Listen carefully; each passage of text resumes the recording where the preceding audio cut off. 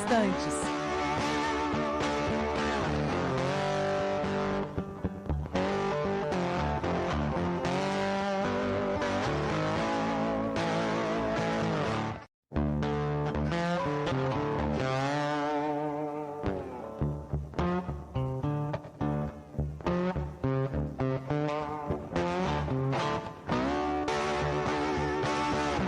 Se liga no Pod, o podcast de Rio Preto, ao vivo em instantes.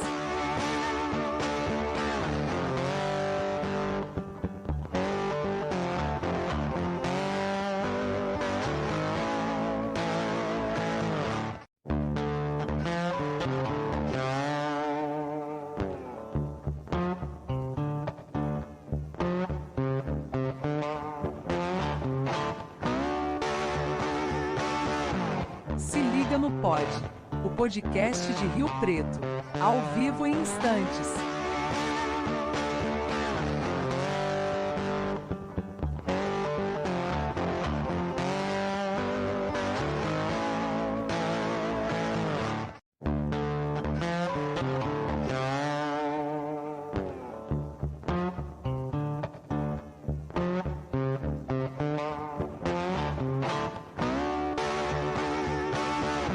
Se liga no Pod, o podcast de Rio Preto, ao vivo em instantes.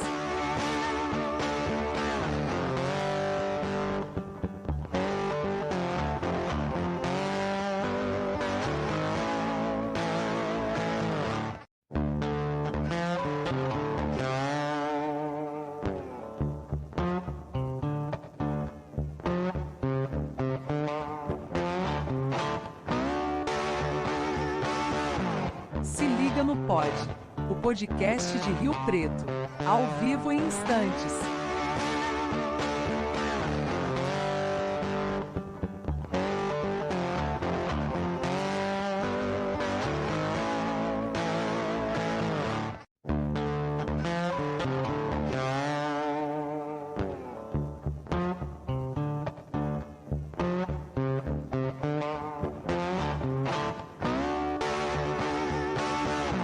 Se liga no Pod, o podcast de Rio Preto, ao vivo.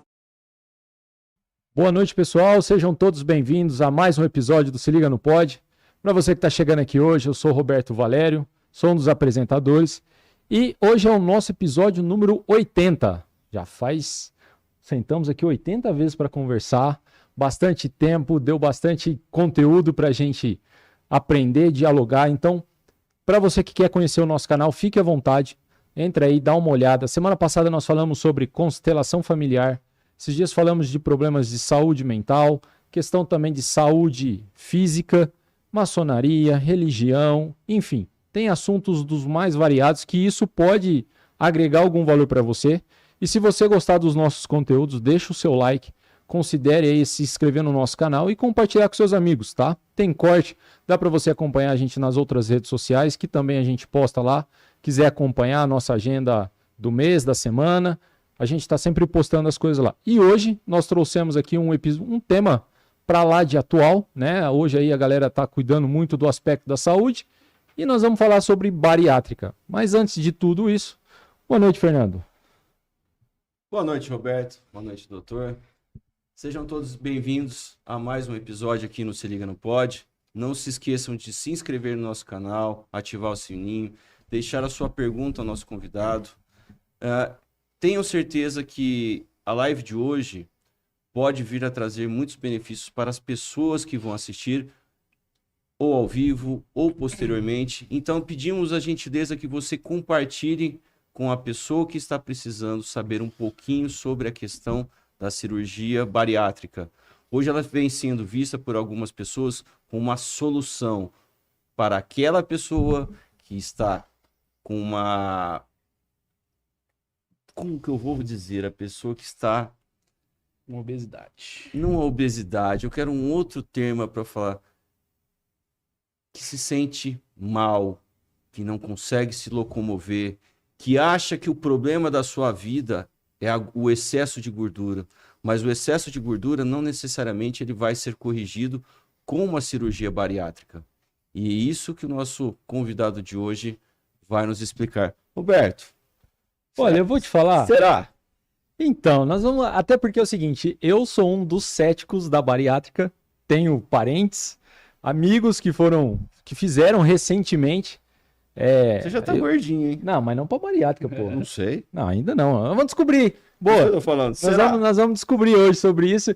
E aí eu pensei, falei, pô, todo mundo tá falando que tá fazendo e nós vamos descobrir quem que é esse médico que só num grupo de amigos ele operou 3 pessoas que eu conheço, que convivem comigo. Eu falei, vamos entender. Então, nada melhor que conversar com alguém que entende do assunto. E nada mais, nada menos, para você que não conhece, o Dr. Tiago, ele tem 17 anos de experiência. Ele é cirurgião na parte de bariátrica. Eu vou até pegar aqui para a gente conhecer aqui a carreira dele de estudo. Título de especialista em cirurgia geral em cirurgia de aparelho digestivo pelo Colégio Brasileiro de Cirurgia Digestiva, membro da Sociedade Brasileira de Videocirurgia, membro da Sociedade Brasileira de Cirurgia Bariátrica e Metabólica, titular do Colégio Brasileiro de Cirurgia Digestiva, médico assistente da equipe de cirurgia bariátrica e metabólica da FAMERP aqui de Rio Preto e nada mais, nada menos, com mais de 4.000 cirurgias. Ele só esse ano fez mais de 166, olha, nós estamos no meio do ano e aí ele já bateu a meta aí de 166 cirurgias. Então é uma pessoa que entende do assunto, é uma pessoa que vai conseguir esclarecer. E para você que tem dúvida, manda aí no chat que daqui a pouco a gente começa a ler as perguntas. Dr. Tiago, seja muito bem-vindo. Boa noite, é um prazer estar aqui no Se Liga no Pod, é um prazer estar aqui com vocês, porque eu sempre digo, a gente tem que levar a informação real. O que há de verdadeiro por trás das coisas que as pessoas dizem. Hoje em dia nós estamos vivendo uma enxurrada de informações pela internet, é muito fácil. Você vai falar um assunto, você digita lá e você tem várias informações. Então nós como especialistas, nós estudiosos do assunto, a gente tem a obrigação de levar a informação real até o público. E é por isso que eu agradeço muito vocês por me dar essa oportunidade de estar aqui, esclarecer dúvidas, falar sobre obesidade. Vou falar que a cirurgia bariátrica não é a solução. Eu vou falar que a cirurgia bariátrica está no meio do caminho de uma solução. Quando um paciente chega no meu consultório, Fernando, e fala para mim, eu quero fazer a cirurgia bariátrica. Aí eu falo para ele, não, você não quer fazer a cirurgia bariátrica. Você quer emagrecer, mudar de vida. E a cirurgia bariátrica pode estar no meio desse caminho todo que a gente vai proporcionar para você. Por isso que eu me perdi no começo, para não falar obeso, né? Sim. Mas se obeso, não sei se seria a causa ou a consequência. A obesidade é a causa ou a consequência. Porque as pessoas procuram uma solução fácil. Primeiramente, né? Eu quero fazer a bariátrica. Seria a solução mais fácil. Vou lá e faço a cirurgia. Por outro lado, existem pessoas que já não têm mais a escolha do médico, mas vamos dizer que a pessoa tem a escolha. Eu posso fazer a cirurgia, eu tenho que fazer a cirurgia. Existem essas diferenças que você vai explicar hoje, mas nós vivemos uma sociedade doente, ou mentalmente ou fisicamente. E na questão do obeso, eu vejo que ela leva os dois problemas, né? Muito. Tanto físico como mental. Muito. Na verdade, assim, antes da gente começar a falar em indicações de cirurgia bariátrica, em por que nós fazemos cirurgia bariátrica e por que esse número está aumentando cada vez mais, a gente tem que falar que a obesidade é uma doença. Primeira coisa, a gente precisa entender a obesidade como doença. Ninguém é obeso porque quer. Ninguém fica com 120, 150, 180 quilos porque quer. Então a obesidade é uma doença e ela é muito estigmatizada. Quem não é obeso, olha pro gordinho, para quem está acima do peso e fala, pô, só fazer uma dieta, vai fazer uma caminhada. Então a dieta, a atividade física são duas coisas, dois fatores obesogênicos. São duas causas de obesidade, sim. Só que já está descrito mais de 50 causas de obesidade. Então hoje nós temos em torno de 30% das pessoas acima do peso. O que é acima do peso? É um sobrepeso. É ali A gente vai calcular o IMC, que a gente pega o peso e divide pela altura ao quadrado. Desse IMC, se ele der entre 18 e 25, tá ótimo. Entre 25 a 30, que eu acho que é o meu caso, o nosso caso aqui, estamos no sobrepeso. Eu vou falar do Fernando, porque o Fernando é forte. Acima de 30 já é obesidade. Então, se a gente pegar acima de 25, um sobrepeso, a gente tem 30 a 40% da população obesa. E acima de 30, obesidade grau 1, a gente já tem 20%. Vamos fazer esse número absoluto para a gente assustar? Quantos milhões de pessoas vivem no Brasil? 200 milhões? 20% de 200 milhões que estão obesos, 40 milhões de pessoas. Aí você fala, pô, mas tá fazendo muita bariátrica. Sabe quantas bariátricas nós fizemos no Brasil ano passado? 100 mil. Então, desses 40 milhões, vamos colocar que 20 milhões têm indicação de cirurgia bariátrica, que tem obesidade grau 2 acima. 20 milhões. Quer colocar menos? Vamos colocar 10 milhões, que tem indicação mesmo, que é obeso, mórbido. Nós fizemos 100 mil. Olha como a coisa, a hora que começa a falar, a coisa não é bem assim. Sim. Cirurgia bariátrica é o caminho mais fácil? A gente ouve muito isso. Será que é fácil ser operado? 15 dias de dieta líquida, tem médico que deixa 30 dias de dieta líquida. Depois fica lá 2 meses sem fazer atividade física, cheio de corte na barriga, todo mundo te apontando e falando, pô, você foi pelo caminho mais fácil. Aí eu vou te falar, a cirurgia bariátrica, ela não é o caminho mais fácil. Quando bem indicada com um profissional sério, a cirurgia bariátrica é o melhor caminho. Quando ela é bem indicada, ela é a melhor tática e técnica para se combater a obesidade.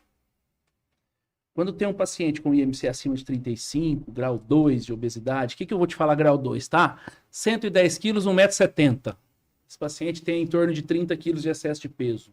Homem, 1,70 m, 80 quilos seria um peso legal. Está com 110, está com 30 quilos de excesso de peso. Vai perder 30 quilos. É muito difícil. É muito difícil.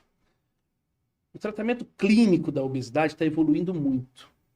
A gente vê uma evolução fantástica nos últimos anos. Com certeza vocês já ouviram falar, você de casa aí também, já ouviu falar dos análogos do GLP-1. Ah, não, isso aí eu não vou entrar. Saxenda, Ozempic, as canetinhas para emagrecer. Sim. Isso foi uma revolução no tratamento da obesidade. Isso nos dá 10 a 15% de perda de peso em um ano, usando a canetinha certinho, fazendo dieta. Então, um cara com 110 quilos, ele vai perder 15 quilos em um ano. Vai perder metade do que ele precisa perder. Qual a dificuldade? E é um dos melhores tratamentos para obesidade que a gente tem hoje. Pouco mais de 1 quilo por mês. Entendeu? A gente pode ir mais fundo ainda. A gente pode ficar falando aqui várias coisas para a gente entender. Eu sempre falo na minha consulta, Roberto, que a primeira coisa, antes da gente passar para a fase de definir a técnica, de definir se vai operar mesmo, a gente precisa entender a obesidade. Entender por que eu cheguei até aqui, por que eu estou aqui, por que eu procuro a cirurgia. Né? A gente não entende, infelizmente, a maioria da população acha que a obesidade é uma condição que o doente, o paciente, o indivíduo fica ali porque quer, porque tem preguiça. Sim. Né? Mas vamos lá, vamos voltar alguns milhões de anos atrás. Vamos falar dos homens das cavernas. Ele não tinha geladeira, ele não tinha fogão, ele não tinha supermercado, ele não tinha leite condensado. Para esse homem das cavernas sobreviver, ele tinha que caçar. Era duro, hein? Caçar, não tinha arma. Ele tinha que matar algum animal, ele tinha que comer, ou tinha que ir atrás de frutos. Eram os nômades, né? Então, os nômades, eles montavam suas cabanas, a sua residência, a sua casa, em algum lugar que era bom, colhia aquelas frutas, acabava, eles mudavam, ou então tinham alguma coisa de animal ali, eles conseguiam comer, eles se mudavam. Enfim, para isso existir, eles tinham que ter um estímulo grande para ir comer. Essa é a nossa fome. Esse é o nosso instinto de comida. Hoje nós temos isso ainda. Aí você imagina um homem das cavernas que fez lá a sua refeição, ele comia muito, que ele tem esse estímulo. Sim. Só que aí caiu um dilúvio. Ele não consegue mais ir caçar, ele não consegue mais comida. Tá chovendo, tem um... O que o organismo dele faz para se proteger? Para de gastar energia. Certo? Para de gastar energia. Então aquela comida vai durar muito tempo, o metabolismo dele vai abaixar. Aí estamos nós aqui, hoje, com essa maravilha que é o iFood, supermercado, geladeira, fogão, forno, tudo que a gente tem na mão. Hoje um homem solteiro vive muito bem, né? Antigamente um homem solteiro Passava um cortado. comia ovo frito. E aí? Aí ele vai fazer dieta. E ele tá, de repente, a gente se vê com 20 quilos acima do peso. Pô, vou fazer uma dieta agora, porque agora é fácil. Vou fazer uma dieta e eu emagreço. 40 anos, hein? Tô falando aquele molecão de 20, 25, não, que faz essa dieta. Aquilo lá emagrece automático, né? Automático, é isso aí. Vai lá na nutricionista, que é um passo importante, gente. Pelo amor de Deus, isso é uma coisa também muito importante para falar. Você tá obeso, procura alguém para te ajudar. Não vai na farmácia e compra a canetinha que o vizinho falou. Vai no endocrinologista, vai numa clínica. A nossa clínica, graças a Deus, assim, nós podemos oferecer tudo lá. Nós temos endocrinologista, a melhor do Brasil, que é minha esposa, né? Então eu tenho que falar. Pra não dormir no sofá.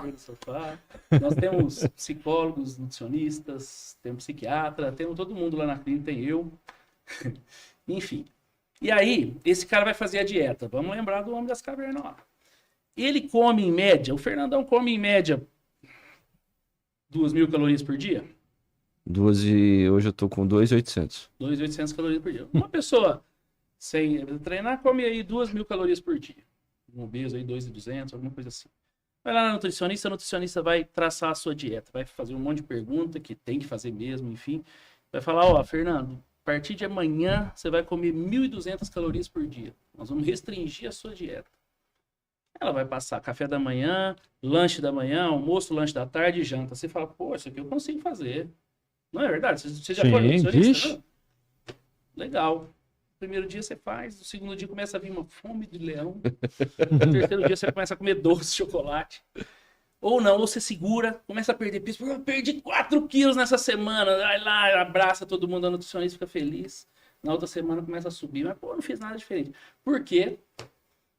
Porque o nosso corpo, ele não sabe que você quer perder peso e que você precisa perder peso. O nosso corpo pensa o quê? Você estava comendo 2.000 calorias, começa a comer 1.200. O que ele acha? Que você está naquela caverna lá, sem comida. Então, o que ele faz com o seu metabolismo? Taxa metabólica diminui, te protege. Entendeu? Então, o seu peso, seu status metabólico, que a gente chama uma palavra bonita, o seu status metabólico é para 110 quilos. Hoje, não é para 80 mais. Seu corpo não entende você como um cara que tem que ter 80, ele entende você como um cara que tem que ter 110, 120 quilos. Então ele vai te puxando para aquilo. Aí ele diminui seu metabolismo. Aí você fala, puta, mas eu perdi 3 quilos na primeira semana, agora eu não perdi nada, comendo a mesma coisa. Chuta aquele barde, aquela folha da nutricionista que tá na geladeira, você já amassa ela e já vai no brigadeiro. Por que você vai no brigadeiro? Porque o corpo tá pedindo, lembra? Sim. Fome, você vai na comida mais calórica. Então, isso é um exemplo de como obesidade é difícil de lidar. E como eu ouço no meu consultório, a esposa fala que o marido é contra. Você já falou que eu sou cético. É normal. Você não ser cético. O normal é ser cético contra a cirurgia mesmo. Porque é uma cirurgia, gente. O ideal é não precisar da cirurgia, né? Sim. Até que uma das indicações da cirurgia é ter tentado o tratamento clínico por pelo menos 2 anos antes de operar. Então, o que é esse tratamento clínico? É isso, é ir no nutricionista, talvez no endocrinologista, tomar algum remédio, ansiolítico. O obeso, como você disse, o obeso está doente do corpo e do psicológico, da cabeça, quiçá da alma. Por quê? Porque geralmente a obesidade é associada a uma angústia, a uma ansiedade, a uma depressão. E o obeso é aquele que fica de lado, principalmente na escola, mas depois ele se torna um engraçado, né? Tem o obeso engraçado, querido pela turma. E aí é que eu falo também que quando a gente vai operar esse cara, a gente tem que ter muito cuidado. Porque ninguém considera a obesidade doença, né? E aí, quando a gente vai operar um cara que tem obesidade e dá alguma coisa errada, a carga é muito grande. Sim. É diferente se operar um cara que está com câncer. Eu tô com câncer de estômago, eu vou lá e tiro o estômago dele. Pô, deu errado? Pô, mas também ele estava com câncer, né? Já estava no bico do corpo. Agora o obeso não. Mas me conta, deixa eu só pegar o gancho dele. Por que então você considera que a obesidade é uma doença? É fator mental? É fator genético? E É o que, afinal? Tem mais de 50 causas, né? Fator genético, fator ansiolítico, ansiedade, fator mental, fator de taxa metabólica, fator ambiental, o ambiente que você vive. Você pode colocar 2 gêmeos igualzinho, um vivendo num ambiente rico em calorias e o outro vivendo num ambiente rico em atividade física. Então, esses 2 vão ter desfechos diferentes. Mas a obesidade é uma doença, não sou, assim, na verdade, Fernando, não sou eu que falo. A obesidade, ela tem CID, ela está dentro da relação internacional, de codificação internacional de doenças, E66, pode colocar lá. Então, obesidade é uma doença crônica, inflamatória e multifatorial. Então, por exemplo, você pegar a hipertensão, pressão alta, hipertensão arterial sistêmica, é uma doença crônica também. Tem várias causas também. Então a gente pode comparar isso. Então ela é interligada por várias causas, Por podemos várias dizer causas. isso, né? A hereditariedade também? Também. Tem gene, já tem isolados, se eu não me engano, acho que são 7 ou 8 genes isolados que são relacionados à obesidade. Posso falar alguma coisinha aqui? Talvez eu fique com medo de entrar muito na área médica, que fica um pouco sem entender, mas, por exemplo, vamos falar de gene, Fernando. Existe um hormônio que chama leptina. A leptina é o hormônio da saciedade. Ou seja, você come, a leptina aumenta, você fica saciado. Essa leptina está aumentada em obesos. Já fez vários estudos que essa leptina está aumentada em obesos. Poxa, se ela está aumentada no obeso, ela é hormônio da saciedade, o obeso devia comer menos. Foi estudar, o que acontece? Em obesos, existe uma alteração genética que não deixa a leptina agir. Então ela vai aumentando, ela não age. Aumenta, ela não age. Então, olha que coisa interessante. Ela faz o efeito reverso. Ela só aumenta e não tem ação. Ele não tem ação de saciedade. Então esse obeso vai comer muito e não vai ficar satisfeito igual a gente. Eu até vi esse negócio da obesidade, eu vi um cara explicando e depois realmente faz sentido. Você não dorme magro e acorda obeso, né? E então leva um processo tempo a tempo para que isso aconteça. E até uma vez um amigo me falou assim, quando a gente engorda, é assim, você engorda 1 quilo, 2 quilos, você não engorda isso em 1 mês, a não ser que você esteja passando um processo, né, complexo. Mas, um exemplo, o teu peso ideal, o ideal que você estaria é 70, aí você vai para o 74, você acostuma com ele. Aí depois, se você for para 76, você já não quer voltar para 70, você quer voltar para 74. Então a sua margem você vai aumentando. E normalmente isso acontece quando a gente está passando alguns processos hoje, vamos falar de hoje, depressão, ansiedade. A gente vê essa crise da meia-idade que a galera enfrenta. A gente vê pais que às vezes viveu em função do filho, o filho cresceu, foi embora. Síndrome Acabou. do ninho vazio. Pessoas que se aposentaram cedo não sabem o que fazer da vida. Então a gente percebe que existem vários outros motivos e ela vai aos poucos. Aí o metabolismo já não é mais a mesma coisa e tal. Então a obesidade é um negócio complexo porque ela é silenciosa. É um negócio que você não observa acontecendo. Faz parte da minha anamnese, né, das minhas perguntas. Há quanto tempo você é obeso? Quando a gente vai operar. A maioria dos pacientes são obesos há mais de 10 anos. Vou até fazer esse levantamento na clínica. Mas a maioria há mais de 10 anos. Isso é muito interessante, que isso pode acontecer com a gente também. Imagina você há 10 anos atrás, quantos quilos você tinha? Então, às vezes você ganha 3 quilos por ano, 2 quilos por ano, que não é muito, mas em 10 anos quanto que é? 20 a 30 quilos. Né? Exatamente. Então, é isso mesmo que acontece. Você, poxa, ganhei 2 quilos, tá bom. Então, a obesidade é uma doença crônica que ela tem que ter vigilância constante. Então, você não trata pressão alta e a pressão, por exemplo, você tinha uma pressão 18/10. Você vai lá no cardiologista, começa a tomar remédio, a sua pressão vem 12/8. Você não para de tomar o remédio. Né? A obesidade é a mesma coisa. Se você emagrece com qualquer que seja um método, você não pode perder a vigilância na obesidade, nesse método. Você tem que continuar sempre se vigiando para não voltar a engordar. Por que quem faz bariátrica volta a engordar? Existem estudos e estudos demonstrando que tem até 20% de reganho de peso em 5 anos. Então, vamos dar um exemplo. Eu opero em média 300 a 400 pacientes por ano. 166 eu publiquei lá, foi em maio, se eu não me engano. Eu acho que esse ano vai bater os 400 pacientes. 400 pacientes daqui 5 anos, 15%. 15% são 60 pacientes.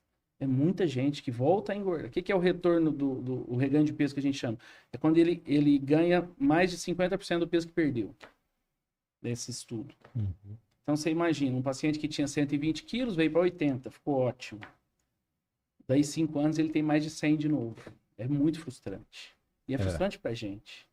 Você operou um cara, você submeteu ele a risco, você fez uma mudança violenta na vida e ele volta a engordar. A principal causa é a bebida alcoólica, né? Então a gente tem que falar. A bebida alcoólica é uma coisa que realmente é um inimigo do tratamento da obesidade. Tanto o tratamento clínico quanto cirúrgico. É pior doce ou bebida? Para quem fez a bariátrica. Eu falo que é bebida. Eu não tenho um estudo demonstrando essa opinião pessoal minha. Eu falo que é bebida. Mas os dois são muito ruins. Sabe por que eu falo que é bebida? Porque a bebida alcoólica, principalmente os não destilados, cerveja, ela tem quase tanta caloria quanto um doce. Espero que minha mãe esteja escutando isso aqui, viu? Tô torcendo. Eu já fui meio que complicado, tipo assim, escuta isso daí, dona Vera. Dona Vera, vamos ouvir essas coisas aí e vamos acompanhar. Dona Vera gosta de uma cerveja que eu vou te falar, viu? Por quê? Antes da cirurgia ela gostava? Você falou, gostava. Já gostava antes? Já gostava. Então tem muita gente que fala, operou e agora que toma cerveja, né? Realmente existe isso. O paciente que opera, ele vai ter uma predileção pela bebida alcoólica. Por quê? Porque além da bebida alcoólica ser muito bom, que todo mundo sabe, tem o álcool que dá esse prazer, enfim, a bebida alcoólica também tem muita caloria. E a bebida alcoólica é líquido. Então o paciente que opera, às vezes tem uma certa dificuldade de comer alguma coisa sólida. Na hora que ele põe o álcool na boca, o organismo adora isso. E além de ter o álcool, tem caloria. E desce fácil. Então tem que tomar muito cuidado com a cerveja mesmo. Tem muito mesmo. Isso é uma coisa que eu pego muito no pé. Não é que eu sou contra, não. Adoro tomar minha cerveja, enfim.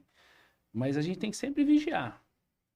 O que é normal, por exemplo, eu nem diria que é normal porque é errado, tá? O médico que falar que você pode beber, você vai procura outro. Não pode beber. Mas o normal, o esperado é a gente tomar aí uma cerveja fim de semana, numa reunião com os amigos, uma vez ou outra dia de semana, ok. Isso aí é o que a sociedade que a gente faz. Agora, o que a gente vê aí é aquela pessoa que chega em casa e fala, trabalhei demais hoje, latinha, sozinho, toma 6, aí dorme. Aí no outro dia, eu vou tomar uma aqui porque eu tô com dor no pé. Aí, entendeu? Então vai tomando a cerveja todos os dias. E isso uma coisa muito ruim. É o pouquinho todos os dias que leva, né? Aqui, ó, minha prima falou que minha mãe está escutando. Beijão, dona Vera. Até minha esposa que tá dando risada. Porque ela sabe que é verdade. Ela exagera muito na questão da bebida. Porque é o que você falou. Como a pessoa não sente vontade de comer, ela não vai se sentir pantufada, né? Cheia. E vai, pau. Não vai engordar por causa da comida, mas vai engordar por causa da caloria da cerveja, né? Seria até então dentro do álcool, nós estamos falando. A pessoa que é alcoólatra, ela não seria indicada fazer uma bariátrica? Tem contraindicação. É claro que existem tratamentos, né? Então, por exemplo, chega uma pessoa lá e eu identifico essa questão de ser alcoólatra. Uhum. A gente manda para o psicólogo, até psiquiatra, e a gente orienta a ficar com abstinência. Então, assim, não estou bebendo mais. Eu não sou tão rigoroso, não. 2, 3 meses sem beber, eu já opero. Entendeu? Entendi. Mas o alcoólatra tem contraindicação. Porque assim, tem todo um período depois a gente vai entender, um pouco é mais complexo, né? Mas a pessoa que tem a questão do vício, cara, se ela não souber lidar com isso, é um problema a mais. Porque não é só a bebida, né? Depois da bariátrica tem várias adaptações que ela tem que fazer. Sim. E então são perfis complicados, né, para poder fazer. Sim. Existe uma coisa que chama de desvio de compulsão, né? O obeso ele é compulsivo. O obeso geralmente é compulsivo por comida. Uhum. Então é aquele que come muito sem ver e toda hora tá beliscando alguma coisa, enfim. E aí depois ele não consegue mais ter essa alimentação. Principalmente nas cirurgias de antigamente, tá? 15 anos atrás, que tinha anel, que não conseguia realmente comer bem. E aí ele vai desviar essa compulsão da comida, do doce, pode ser para bebida alcoólica. Existem outros desvios de compulsão. Eu já tive paciente que virou compulsivo por corrida, virou maratonista. Maravilha, excelente. Mas o compulsivo por compras, tem o compulsivo por compras que vai no shopping e compra tudo que não precisa, se endivida, enfim. Então, é por isso que a preparação para a cirurgia, lembra que eu falei? A cirurgia está no meio do caminho. A preparação é um caminho muito longo, assim. Você tem que... Por exemplo, a gente lá na clínica, a gente tem 2 psicólogas fantásticas. Um beijo para a Pri e para a Loiane. E elas preparam esses pacientes para o que ele vai enfrentar. Ele está sabendo do que ele vai enfrentar. E se identificar alguma compulsão grave, tem que ser tratada. Antes, durante e depois da cirurgia. Então tem que tomar remédios, tem que se preparar para enfrentar isso. O que não pode fazer, gente, é assim, eu tenho isso daí, eu sou assim mesmo, eu vou ficar assim, vou ficar com 130, amanhã eu tô com 140, depois da manhã eu tô com 150 quilos. Tem que entender isso, que a obesidade é uma doença. E que mata.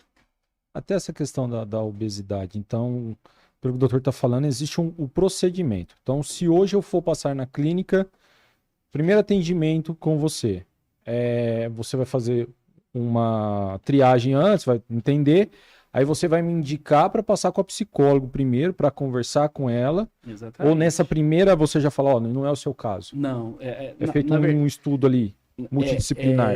Essa primeira consulta, a maioria das vezes é comigo mesmo, às vezes é com a minha esposa, com a endócrino também, mas a maioria, 90% das vezes é comigo. Vamos lá, você quer resolver seu problema, você está obeso. Primeira coisa é a gente ver o seu histórico, há quanto tempo você luta com isso, o que está acontecendo na sua vida, o que aconteceu, se teve algum ponto-chave na sua vida que aconteceu tudo isso. E aí nós vamos calcular o seu IMC, o seu índice de massa corporal, nós vamos ver se você já teve tentativas de tratamento clínico sérias, e aí nós vamos identificar que você é um possível candidato à cirurgia. Ok, você tem indicação formal de cirurgia. Indicação formal que a gente fala IMC acima de 35 ou 40, com comorbidade, já ter tentado tratamento clínico. Essa indicação, ela passa pela ANS, Agência Nacional de Saúde Suplementar. Então, essa indicação é que vai fazer você operar pelo convênio, por exemplo. Os convênios cobrem a cirurgia. Então, assim, é uma coisa... O convênio não cobre nada estético, por exemplo. Você vai no cirurgião, não cobre nada estético. Então, para você... Eu só estou falando isso para ter essa ideia de que realmente é uma doença. E ok... Aprovado, você é um candidato à cirurgia, você está motivado. Geralmente, quem quer fazer a cirurgia, até chegar até mim, já estudou um monte de coisa, né? Como a gente disse, a informação está muito disseminada. Então, vamos lá. Aí você vai já passar pela psicóloga. Geralmente, o protocolo são pelo menos um mês, são 3 ou 4 sessões. Se precisar, faz mais. Nutricionista, no mínimo 3 sessões. Primeira sessão, ela vai identificar o seu comportamento alimentar. A segunda sessão, ela vai te orientar sobre o seu comportamento alimentar pré-operatório. E a terceira sessão, ela vai começar a preparar você para o pós-operatório. Endocrinologista é importante para ver as doenças endocrinológicas associadas à obesidade, se tem alguma coisa nesse sentido. E aí volta comigo com tudo isso, com todos esses relatórios, com todas essas coisas. Quando volta, geralmente esses pacientes estão muito mais seguros e mais preparados para saber o que vão enfrentar. E aí, 90%, 95% das vezes já estão preparados para operar. Legal. Já teve alguma vez que a psicóloga falou, melhor não fazer? Bastante. Porque às vezes a pessoa até quer, né? A pessoa tá ali motivada, mas você percebe que a gente brinca aquela oração do couro cabeludo, não passa do teto, né? Só aquele negócio, eu quero, mas ela não consegue entender que às vezes não é o momento dela, né? Mais fácil é o seguinte, dê um exemplo de lógico, não vai falar o nome da pessoa e tudo mais, mas um caso em que não foi indicada a cirurgia. Por exemplo, a psicóloga falou, não é bom operar. Muitas vezes a gente, os próprios pacientes acham que vão passar com a psicóloga e ficam com esse medo da psicóloga barrar, né? Eu preciso do laudo da psicóloga, eu vou enganar a psicóloga, eu vou fazer não sei o quê. Mas o que os pacientes têm que entender é que a psicóloga joga no time deles. Não é bem o laudo, precisa do acompanhamento, entendeu? Então teve um paciente uma vez que ele tinha muitos sintomas de ansiedade, assim, ele não conseguia e ele não entendia que precisava fazer aquela dieta do pós-operatório, ele meio desligadão e tal. E aí a psicóloga me sinaliza, ela escreve no prontuário, me liga, deixa lá anotado certinho, e aí quando esse paciente passa comigo, ele já vem sabendo, e ele vem uma frustração muito grande, porque ele quer operar. Sim. O que acontece nesses casos? A gente fala, ó, não é que você foi barrado, a gente nunca barra, psicóloga não é para barrar, psicóloga é para tratar. Então você vai passar com o psiquiatra, começar uma medicação para essa ansiedade e o acompanhamento com a psicóloga. E daqui 3, 6 meses, 1 ano, a gente retoma esse projeto da cirurgia. Primeiro você tem que tratar o que está acontecendo na sua cabeça. Acho que exemplo forte, assim, eu não me lembro muito bem, assim, de um caso... Sempre tem umas discussões, assim, que a gente fala nesse sentido de que tem uma depressão que precisa tratar, uma ansiedade, mas um exemplo forte de... Não, acho que não lembro agora, não. Até dentro dessa questão, então, da depressão que você comentou, a pessoa que faz a utilização de remédios controlados, ou às vezes ela tem algum tratamento que ela está fazendo e ela precisa continuar. Para o pré-bariátrico não muda nada. Nada. Pelo contrário. Esse paciente que faz... Tem muito... Hoje em dia, o índice de gente que usa remédios controlados para controlar a ansiedade, depressão, vem aumentando muito, né? Inclusive, esses remédios são obesogênicos. Tem bastante remédio desse que aumenta ainda mais a gordura. E o que a gente fala é o seguinte, você tem que estar controlado. Então, se você tem depressão, você não pode operar numa fase de depressão aguda, que você tá lá jogado às traças, enfim. Você tem que estar controlado e medicado. E aí você tá medicado, tá bem, o psiquiatra vai mandar uma carta, ó, você tá medicado há tanto tempo, não apresenta mais riscos à saúde, de suicídio até, quem tem depressão Sim. tem isso, ele está liberado para cirurgia. Vai para cirurgia, continua tomando seus remédios normal. Se o comprimido for grande, às vezes no começo não pode tomar comprimido grande, a gente pede para amassar ou substituir por gotas, enfim, e opera tranquilamente. Então não tem esse- nenhuma alteração. Nenhuma contraindicação, assim, nesse sentido não. São raras as contraindicações hoje da cirurgia bariátrica, viu? Bem raras, assim. Contraindicações absolutas que a gente diz, Sim, né? sim. Vamos colocar um exemplo aí. O alcoolismo é uma contraindicação relativa porque ele tem que tratar. Depois que tratou, volta e E a faz. pessoa viciada em cigarro? A gente pede para parar de fumar. Aí Putz. a gente vai entrar numa... Qualquer cirurgia que você for fazer, na verdade, qualquer cirurgia que a gente for fazer, tem que parar de fumar, Sim. né? Na verdade, o cara vai falar assim, ó, fudeu, eu não vou operar. Então, tem e gente que é aí? viciado no cigarro e na cerveja. E aí? Como é que faz? Mas A bebida ainda vai um a remedinho, bebida claro, ainda- mas e o cigarro? É. O nego fuma há 50 anos, como é que você vai fazer esse cara parar de fumar? Tá bom, Ele aí a vai gente falar vai assim, eu vou morrer entrar, do a gente vai obeso. ter frente a um obeso mórbido, 150 quilos, com o pulmão fraco e que fala, eu não vou parar de fumar. E aí? Ele vai falar assim, eu vou Você morrer, vai mas deixar eu não ele paro de morrer? fumar. A gente manda para o pneumologista, avalia esse pulmão, se o pulmão tiver razoavelmente bom, se o risco, a gente põe ele na mesa e faz. Tá. Barra ele lá. É humano mesmo. É melhor um magro fumante que um obeso fumante, né? Mas enfim, mas a maioria entende os riscos e consegue pelo menos diminuir um pouco. Por exemplo, o cara que fuma um maço de cigarro por dia, 20 cigarros por dia. Se ele diminuir para 5, que dá para diminuir, Sim. diminui muito o risco. Sim. Entendeu? É mais ou menos por aí. Vai Agora, depender. se ele fuma há 50 anos, você vai lá ver o pulmão dele, o anestesista fala, ó, esse cara não dá, ele não sai do tubo, a gente fala, né? Porque entuba para fazer a cirurgia. Né? Isso é outra coisa que a gente pode falar também, que depois do Covid, esse negócio de intubação virou um negócio Então, a galera tem medo, né? Agora quem entubar virou a lenda, né? Entubou, morreu. Entubou, morreu, é. É, Mas aí, só para terminar do cigarro, então o anestesista fala, ó, esse pulmão dele já tá fudido, então não tem ele, não. Aí o risco cirúrgico dele é muito maior do que o risco dele não operar, então ele que viva obeso. Esse negócio da intubação é impressionante. Depois do Covid, toda semana tem 1, 2 ou 3 pacientes, mas vai me intubar, doutor? E aí o pessoal tem que entender que a intubação do Covid é uma coisa, a intubação do Covid era na emergência, quando entubar realmente já estava com uma insuficiência respiratória, né? Um pulmão já ruim, já cometido pela doença, tudo isso. E aí vai para o lado grave da coisa. E realmente quem intubava no Covid, a chance da mortalidade era muito maior. Essa intubação de cirurgias eletivas, que a gente chama, o que é cirurgia eletiva? Cirurgia programada, não é nenhuma urgência, nada disso.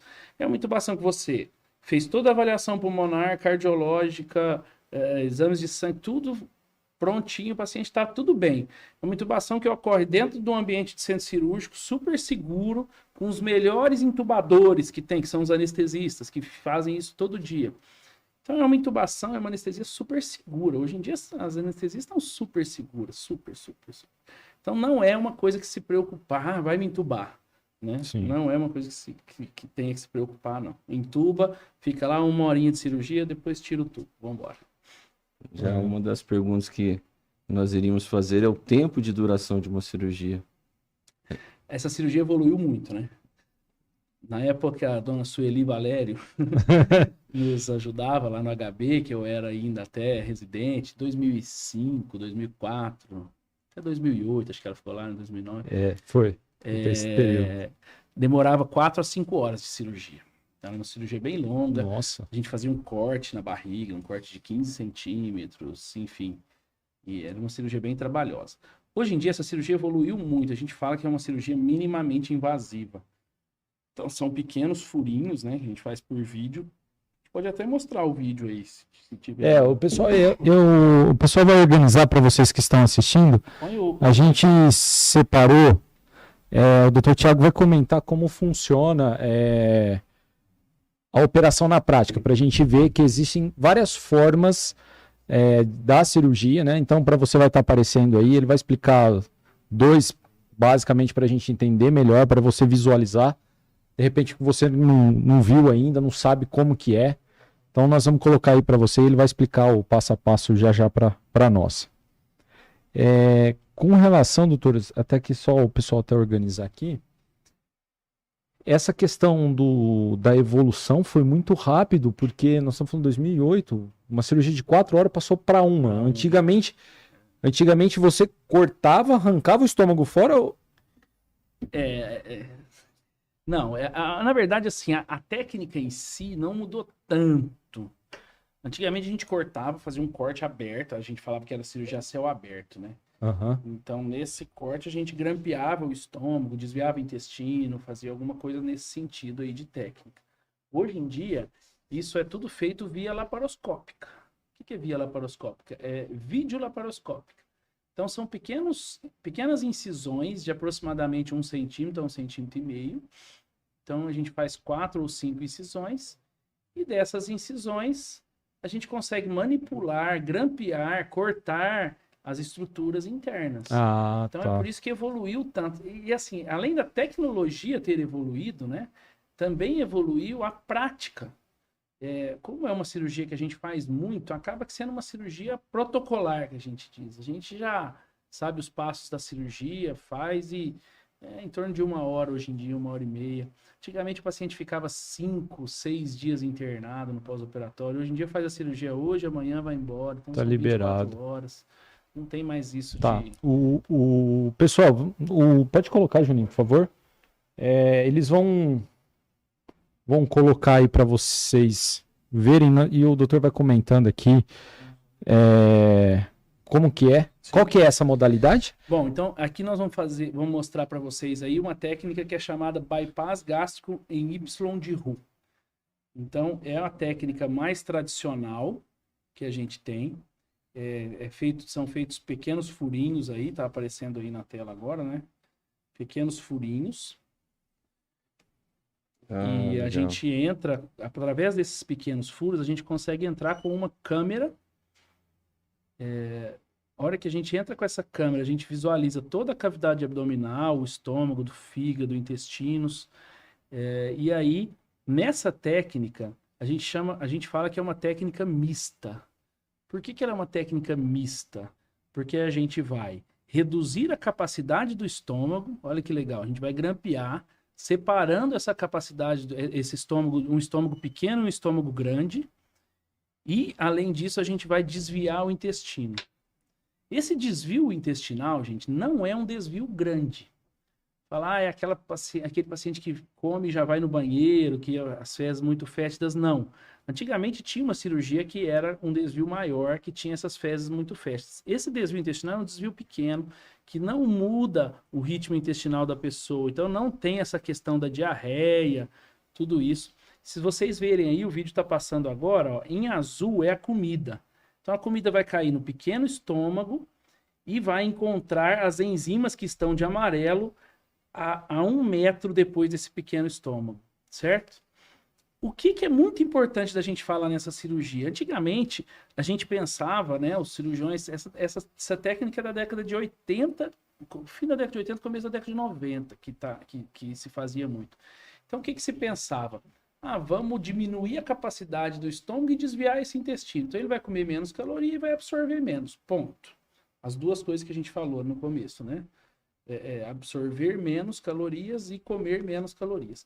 Hoje em dia está muito claro, e a gente sabe muito isso, que existem várias alterações hormonais na cirurgia bariátrica que vão levar o paciente a ter menos fome, que vão aumentar a taxa metabólica basal, então vai aumentar o metabolismo. A gente faz um exame na clínica que é muito interessante, que é a bioimpedância. É uma balança que ela vai medir o quanto você tem de gordura no corpo, quanto você tem de massa magra, de músculo no corpo e qual a sua taxa metabólica basal. E a gente vê que quando o paciente faz a cirurgia, a taxa metabólica basal dele aumenta muito, é muito bacana isso. Então existem várias alterações na cirurgia que antigamente nem sabia, que a gente pensava que era só mecânica as coisas, e hoje a gente sabe muito bem que existem hormônios envolvidos, então existem a fisiologia do corpo humano que é muito bonito aí de ver. E é por isso que a cirurgia, hoje em dia, ela tem um resultado tão bom. Doutor, explica um pouquinho. No começo, você falou sobre a questão dos graus da obesidade. Explica um pouquinho o que é 1, 2, 3. Como que funciona isso? Então, vamos lá. Você que está em casa, se você quiser saber o seu grau da obesidade, é fácil. Você vai pegar seu peso, vai pegar uma calculadora, escreve o seu peso lá, 100 quilos. Por exemplo. Nota aí. Nem lascando. Aí você divide pela sua altura ao quadrado. Como que fica fácil calcular? Você põe lá 100 quilos. Se você tiver 1,60, você põe dividido por 1,60. Aí aperta de novo, dividido por 1,60 de novo. Então você divide 2 vezes pela altura. Se esse resultado é o seu IMC, se esse resultado está entre 18 e 25, você está eutrófico. Você está super bem, parabéns. Se esse resultado está entre 25 e 30, você está sobrepeso. Faz aí, Roberto. Vou fazer, cara. Agora eu fiquei curioso. Não, peraí. Então, se tiver de 25 começa de novo, que todo mundo vai anotar. Pela altura ao quadrado. Peraí. Vai. 92, caramba. Tá, aí eu divido. Pela altura. Certo. Você já dividiu uma vez? Já. Divide de novo pela altura, então. O resultado você divide de novo pela altura. Deixa eu ver se Por vai 1,77. Deixa eu ver. Cacete, não, mas calma aí, agora explica de novo. Não, peraí, né? Deu certo, só vou ver. É isso mesmo. É isso? É, com Mas certeza. não, mas calma aí. Então você está em Não, peraí, deixa eu entender. Você lembra que eu olhei pra você e falei? Você está em sobrepeso, lembra? Aham. Sobrepeso é de 25 a 30. Você está no bico do corpo. Do 30... Do 30 ao 35 é obesidade grau 1. Não teria, Fernando, indicação de cirurgia. Obesidade grau 1, a gente ainda trata com esses remédios, com tudo isso. Tô no 29,36. Se espirrar, cai pro lado de lá. Se você passar ali no lanche ali, comer um lanche... Não, já era. Já azedou. Mas vamos falar um pouquinho sobre isso também, depois que eu explicar. Do 30 ao 35, obesidade grau 1, ok? Do 35 ao 40, obesidade grau 2 já tem indicação de cirurgia. Maior que 40, obesidade grau 3, obesidade mórbida, já é indicação de cirurgia mais ainda. Okay? Então, até... Né? E aí, vamos falar do IMC, porque é o seguinte, o IMC só leva em consideração o peso e a altura. Você não viu a sua massa magra? Por exemplo, o Fernando é forte, ele tem muito mais músculo, então ele tem peso ali, mas ele tem peso de músculo. Então é uma falha também do IMC. Isso a gente usa em consideração no mundo inteiro, leva em consideração para ver o grau de obesidade, mas se o seu IMC está 29 hoje, e você se considera um cara que tem massa magra, você vai lá, faz uma bioimpedância e fala, ó... O meu tá em 28,6. Mas você tem bastante massa... Só que isso eu fiz, acho que final de maio. O PGC tá em 13,9, que Isso, é a... percentual de gordura corporal. Tá É. ótimo, tá vendo? É isso que eu tava falando. Faz uns 30 dias. Hoje Ó, eu devo estar entre 12 e 13. O Maguila, no auge da sua carreira, ele tinha 40 de IMC. Você ia falar que o Maguila era obeso mórbido? Não, ele tinha muito peso muscular também. Você assustou, viu? Pô! Assustou até. Não, mas... Mas não, mas é o que a gente usa. É. O Mas IMC então, é o doutor, que a ó, gente vamos usa. pensar o seguinte, dentro desse critério do IMC, uma criança vamos pôr 16, 14, 15 anos, que é obesidade grau 3, é indicado fazer? Acima de 16 anos. Tá, então menos 16 anos a galera esquece que não faz, não tem jeito, Eu operei uma menina, é uma querida, ela tá super bem. Ela tinha 180 quilos, ela já tinha 14 anos, 1,80 m. Então ela já tinha passado pela fase de crescimento, teve vários laudos de pediatras, para a Unimed autorizar. autorizou. Acabou autorizando e realmente tinha uma indicação bem estabelecida, né? Certo. E ela tá super bem, muda a vida. Imagina uma menina de 180 quilos. Então, com 14 anos, é 14 porque anos. assim, a gente leva em consideração dois critérios que você mencionou, né? Sim. Que é a questão do peso, a questão E da altura. idade, de já ter tentado alguma coisa. A idade mínima a gente tem 16 e idade máxima tem? O CFM, o Conselho Federal de Medicina, fala em 65 anos. Mas aí a gente pode levar em consideração os status clínicos desse paciente. Então, por exemplo, se é um paciente com 70 anos, mas está super bem, só está obeso, tem uma expectativa de vida maior que 10 anos, a gente opera, não tem problema. Agora, se é um paciente de 70 e poucos anos, que já tem uma insuficiência cardíaca, já tem, assim... Por exemplo, pré-diabético, essas coisas... Não, o pré-diabético é até bom operar. É. O diabético é bom operar. Que é uma das Que coisas que vai as pessoas melhorar, falam do benefício, né, da cirurgia. Muitos Sim. falam, eu estava pré-diabético, estava com colesterol lá em cima, e foi indicado fazer como uma forma de controlar tudo isso, né? Então, A gente fala das comorbidades relacionadas à obesidade, né? Então, quando o paciente chega já, e normalmente tem, viu? Pré-diabetes ou diabetes, pressão alta, colesterol alto, acontece muito. Vou dar um exemplo do meu irmão, cara. Meu irmão, ele tinha 38 IMC dele, quer dizer, tinha 118 quilos, 1,76 m, 77, ele é da minha altura mais ou menos. Ele é médico ortopedista e meu irmão até uns 20 anos, quando nós dois tínhamos, nós só temos um ano de diferença. Jogava bola junto, onde estava sempre juntos, os dois magros. E ele foi fazer faculdade em Juiz de Fora e eu vim pra cá. E ele começou a engordar. Ele é mais velho que eu, tem 44. Então ele... E esses 20, 25 anos aí que eu observando isso, eu falei assim, tá gordinho. E brincando, aí leva muito na brincadeira, como eu disse, né? A obesidade é muito estigmatizada, enfim. No final do ano passado, ele sentou comigo e falou, Thiago, eu não aguento mais. Tomou injeção pra tudo quanto é lado, aquelas coisas, fizemos tudo pra ele emagrecer. Aí ele perdia peso, depois voltava, o tal do set point metabólico, né? Fizemos um triglicérides dele, tava 900. Nossa família tem um probleminha com triglicérides. Gordura no fígado. Isso é uma coisa muito importante falar também, a gordura no fígado. A esteatose hepática hoje nos Estados Unidos é uma das principais causas de transplante de fígado. Caramba. Então a esteatose hepática é uma coisa que a gente tem que falar, que é gordura no fígado. Aí optamos por operar, aí nós fizemos a sleeve, que é uma técnica um pouco menos agressiva e não desvia o intestino, só corta o estômago. Essa técnica é aquela do outro vídeo? É do outro vídeo. Então, depois nós vamos organizar, aí a gente coloca para vocês verem que essa técnica que ele está comentando. Nós fizemos no José. Sueli, que a Sueli falou, eu quero ela. Ó, coloca então, Pode ela colocar. vai colocar para vocês verem essa técnica que ele está comentando. Então, enquanto tá falando, aí meu irmão, eu operei ele em fevereiro, tá com 4 meses de cirurgia, ele veio hoje, cara. Triglicérides de 100. Tava Nossa. com 118, tá com 91, tá igual eu hoje. Caramba, esse cara tá mais magro que eu, cara. Mas enfim, tá excelente, tá muito bem. É um exemplo. E está de feliz, casa, né? Muito feliz. Isso é... Pode reiniciar o vídeo, tá? Não, pode deixar correr. Então é a mesma coisa aí no começo, são pequenos portais, né? E aí, a grande diferença da sleeve, que é uma técnica mais nova, essa técnica surgiu nos anos 2000 para frente, no Canadá. Então, ela é uma técnica um pouco menos agressiva, ela não desvia intestino, olha que legal. Então, muita gente tem medo de desviar o intestino, pensar que vai perder nutrientes, né? E realmente tem que repor os nutrientes, as vitaminas. E essa técnica tem um apelo muito bacana, porque ela corta só o estômago e retira essa parte do estômago, ó.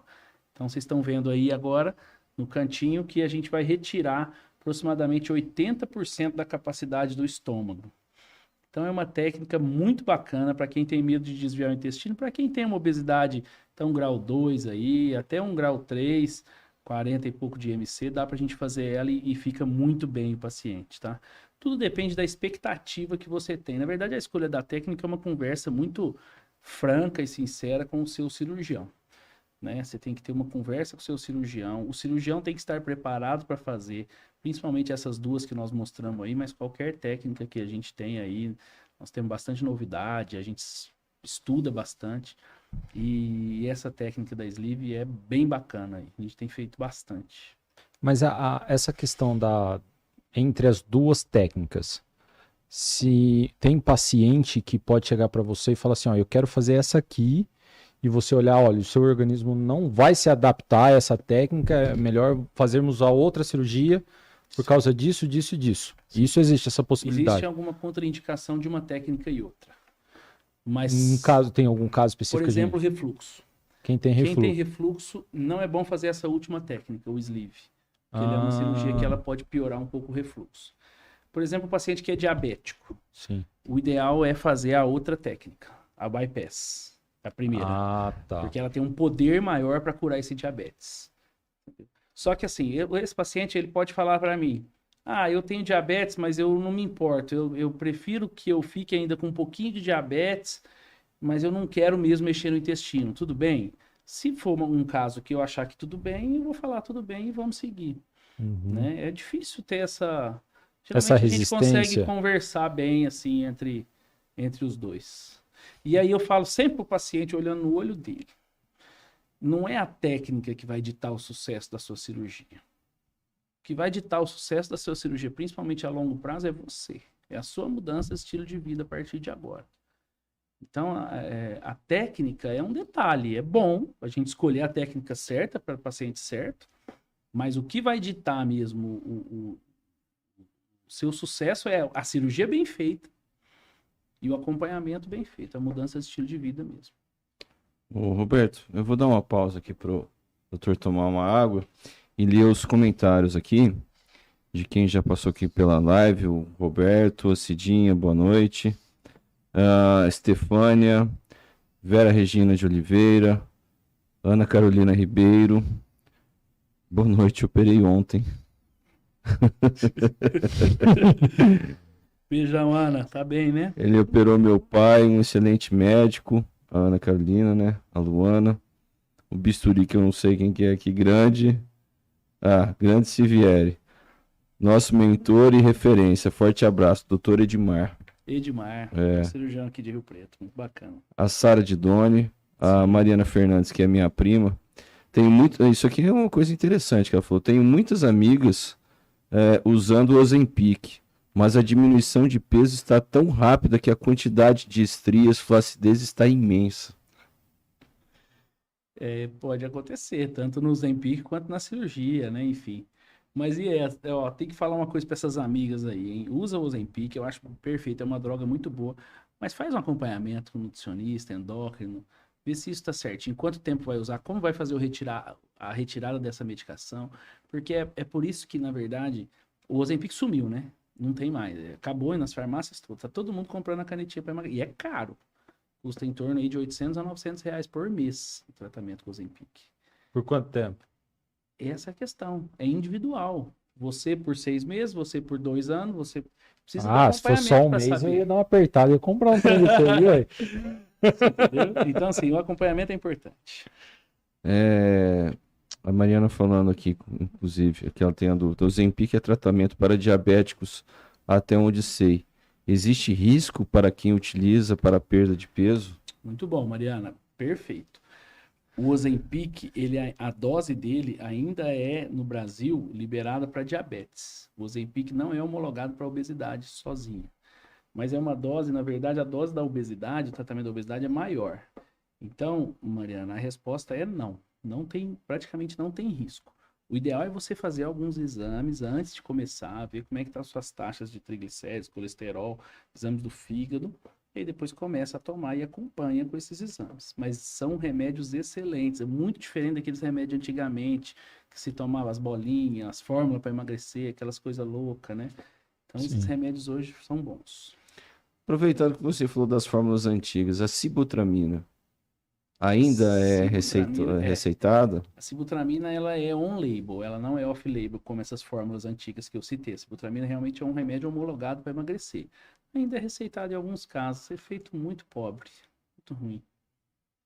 Olha eu falando mal da sibutramina.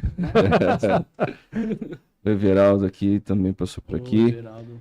Priscila Cruz, já fiz muita dieta, emagreci várias vezes, mas volto. Estou decidida pela bariátrica. A luta é diária. Bora, me chama no Instagram aí que a gente agenda. A Luana, Leandra Francischini também passou por aqui. Sim. A Mariana de novo. Outro questionamento. Uma pessoa considerada alcoólatra descobre um problema grave de saúde, até prejudicado pelo álcool. A pessoa é bariátrica e perante tratamento médico consegue abandonar? Deveria Claro.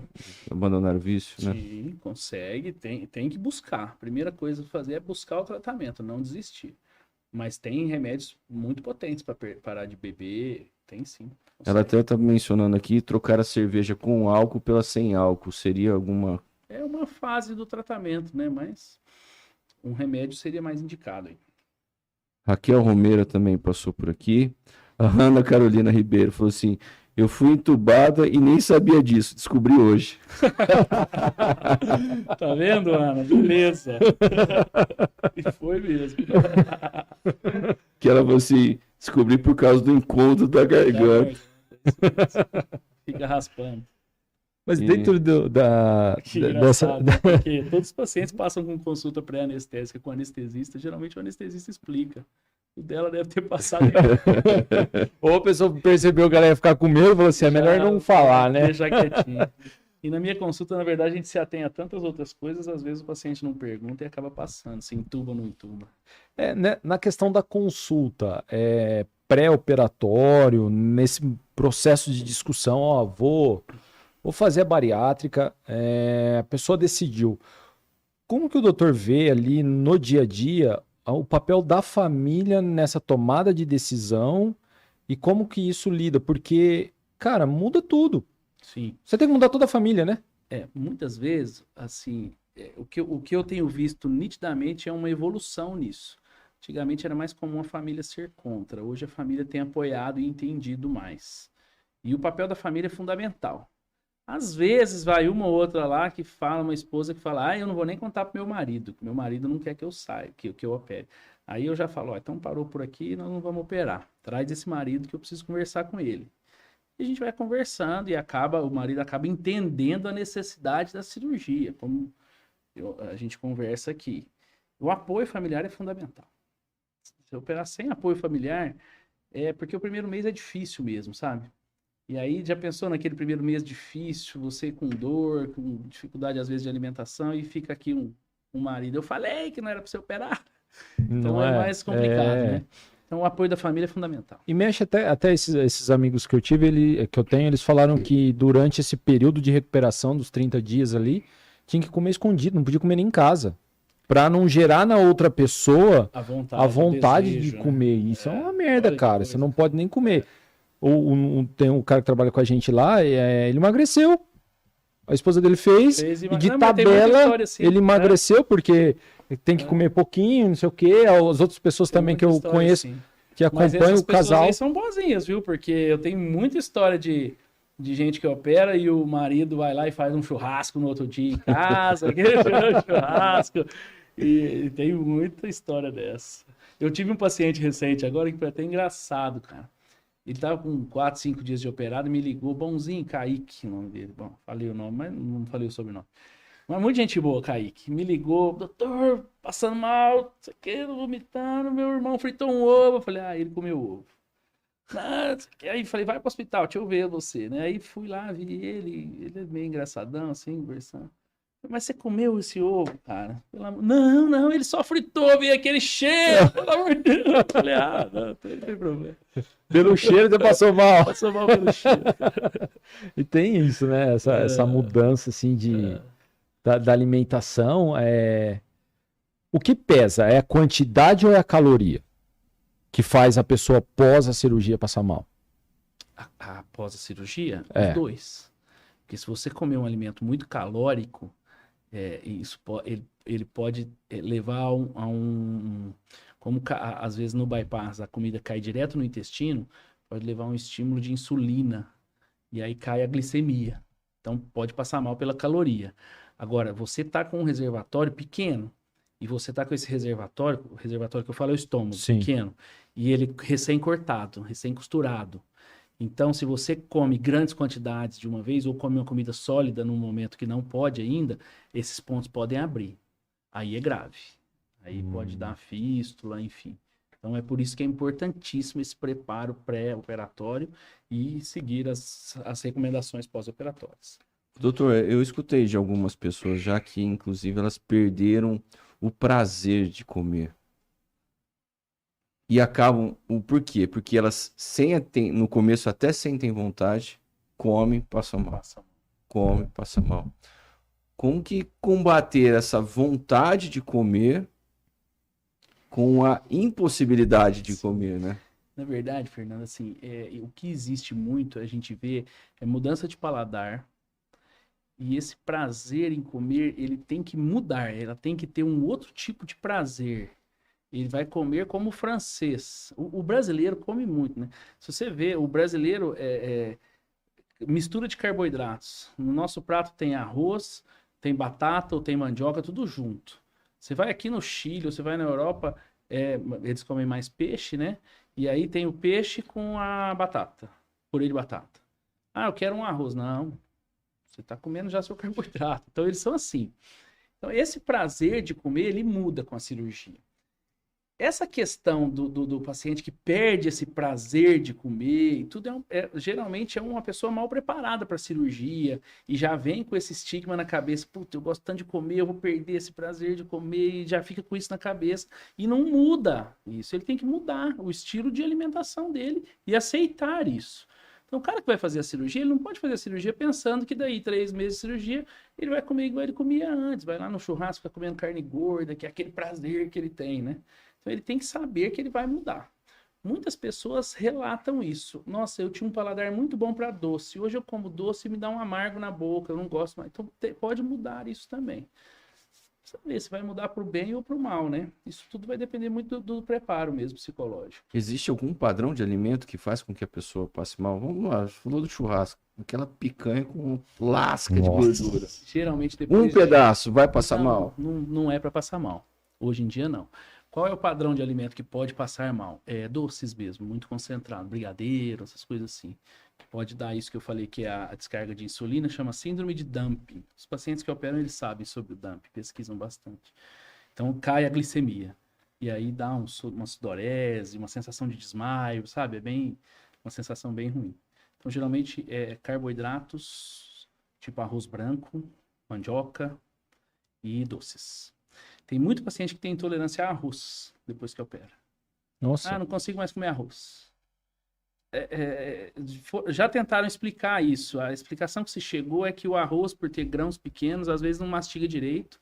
E aí cai o grão inteiro lá no estômago operado e acaba voltando.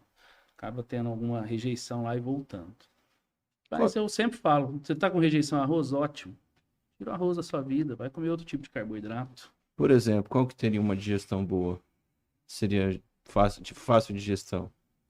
Alimentos mais fáceis. Porque você falou da mandioca, que também teria uma rejeição. Os alimentos de mais fácil digestão, eu diria que seriam farinhas amarelas, né? Os alimentos à base de integrais. Então, por exemplo, o arroz integral mesmo, o pão integral, as proteínas. principalmente carnes brancas, peixe, frango, legumes, verduras, essas coisas têm um paladar mais fácil. A maioria das pessoas comem churrasco. Falando sério, se meu irmão come churrasco hoje com 4 meses de cirurgia, mastiga normal. Entendeu?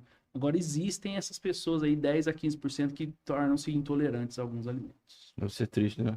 E no Pô, churrasco penso- comer uma Pelo lasquinha amor assim de já é. Então, E pô, tem gente pelo que vai e nossa. fala, ou eu como ou eu bebo. Então, não é tão triste, não, eles esse efeito de passar mal, ele é instantâneo ou ele pode ser tardio? Um exemplo, comi agora, vou para minha casa, daqui 2, 3 horas começa a passar mal. Existe o dumping precoce e o tardio. Você estudou, né?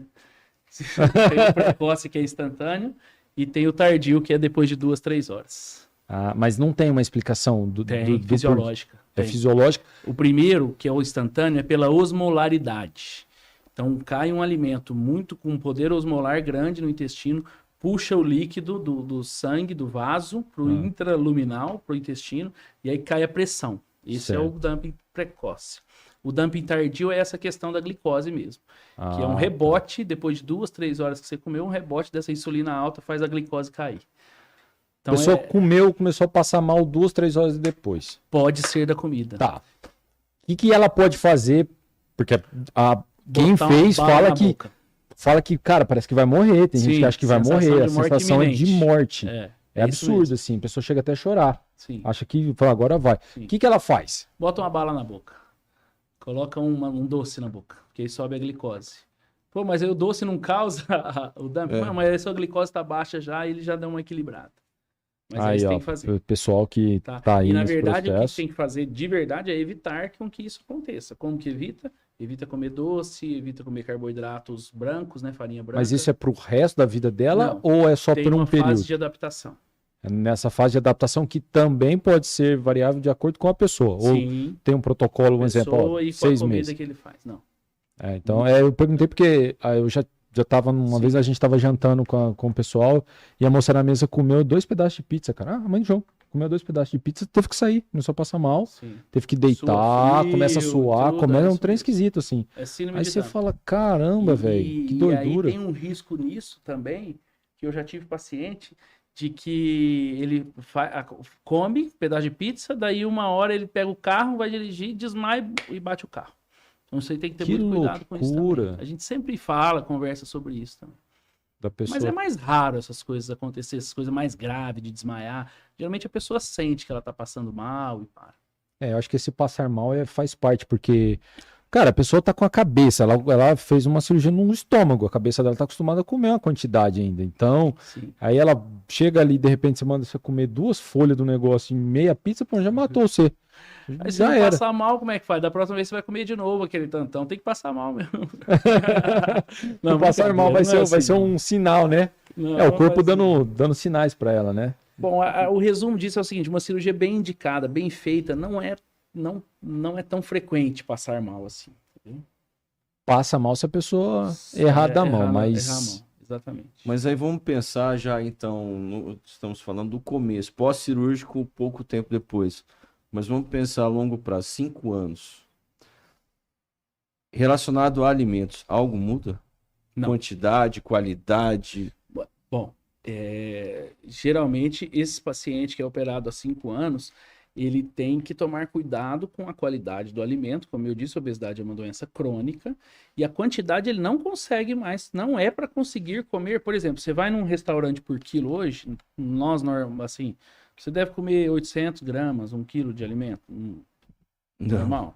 num prato, numa refeição. No máximo Tem noção? 500 gramas. 500, ótimo. Então é uma alimentação boa. 500 gramas é uma puta de uma alimentação boa. Esse paciente operado ele tem que comer em torno de 300 gramas.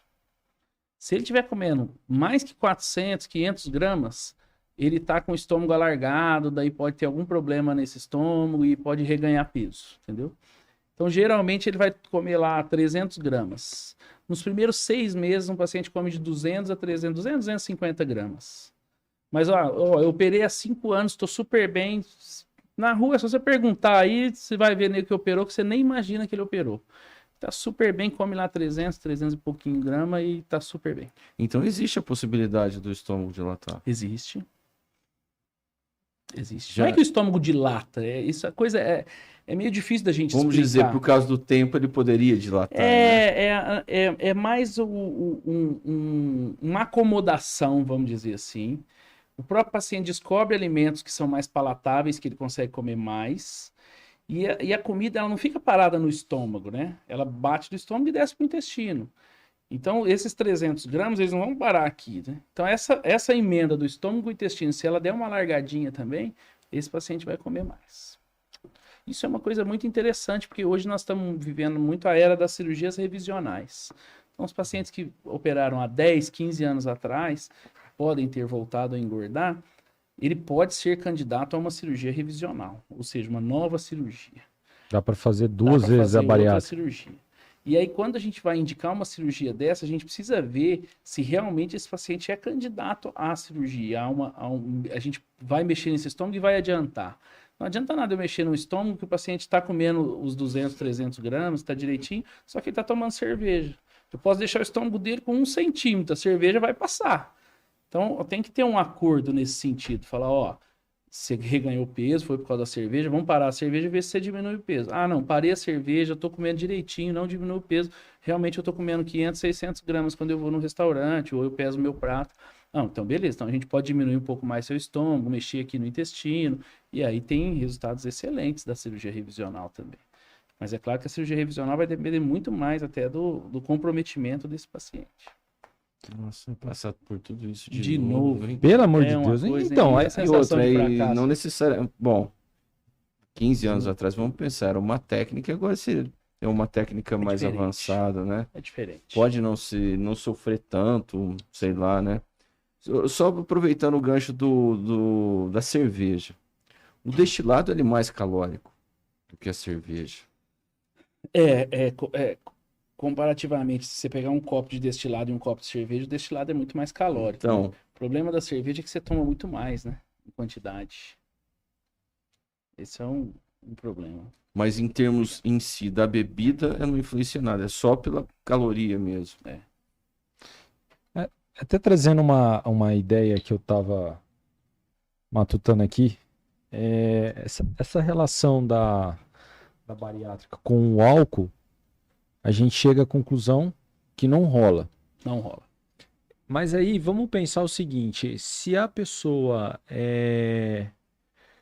tem algum outro vício relacionado a massas, um exemplo, compulsão por massa, Por massa. ela poderia fazer a substituição dessa massa, pelo que você falou. Pode ser, um exemplo, se eu gosto de comer muita massa, posso comer uma massa integral. Pode. Tá. Não tem problema nenhum. Fazer Esse é o papel da nutricionista, né? Aí a A nutricionista nutricionista vai entrar Tá. nisso e vai falar, ó, e assim, é por isso que é muito individual. Você chega lá e fala, ó, 8 horas da noite, se eu não Vou comer comer- 3 pães, eu vou ficar louco. É, A nutricionista vai te dar opções para isso, entendeu? entendi. E é dentro da... Agora é uma dúvida muito besta, mas... Você falou de corta 80% do estômago. Arrancou ali. Fica aquele buraco, fica ali fazendo o quê? Não põe nada naquele espaço ali de onde tirou o estômago? Vixe, é tudo preenchido ali. A hora que você tira, já vem gordura, já vem Ah, o próprio intestino. organismo, O próprio organismo já encaixa ele tudo ali. encaixa, não fica... É fantástico. Esquisito, né? Depois Você eu te fala, mando uma- arrancou... Depois eu te mando uma cirurgia ao vivo. Nós vamos fazer agora, sábado.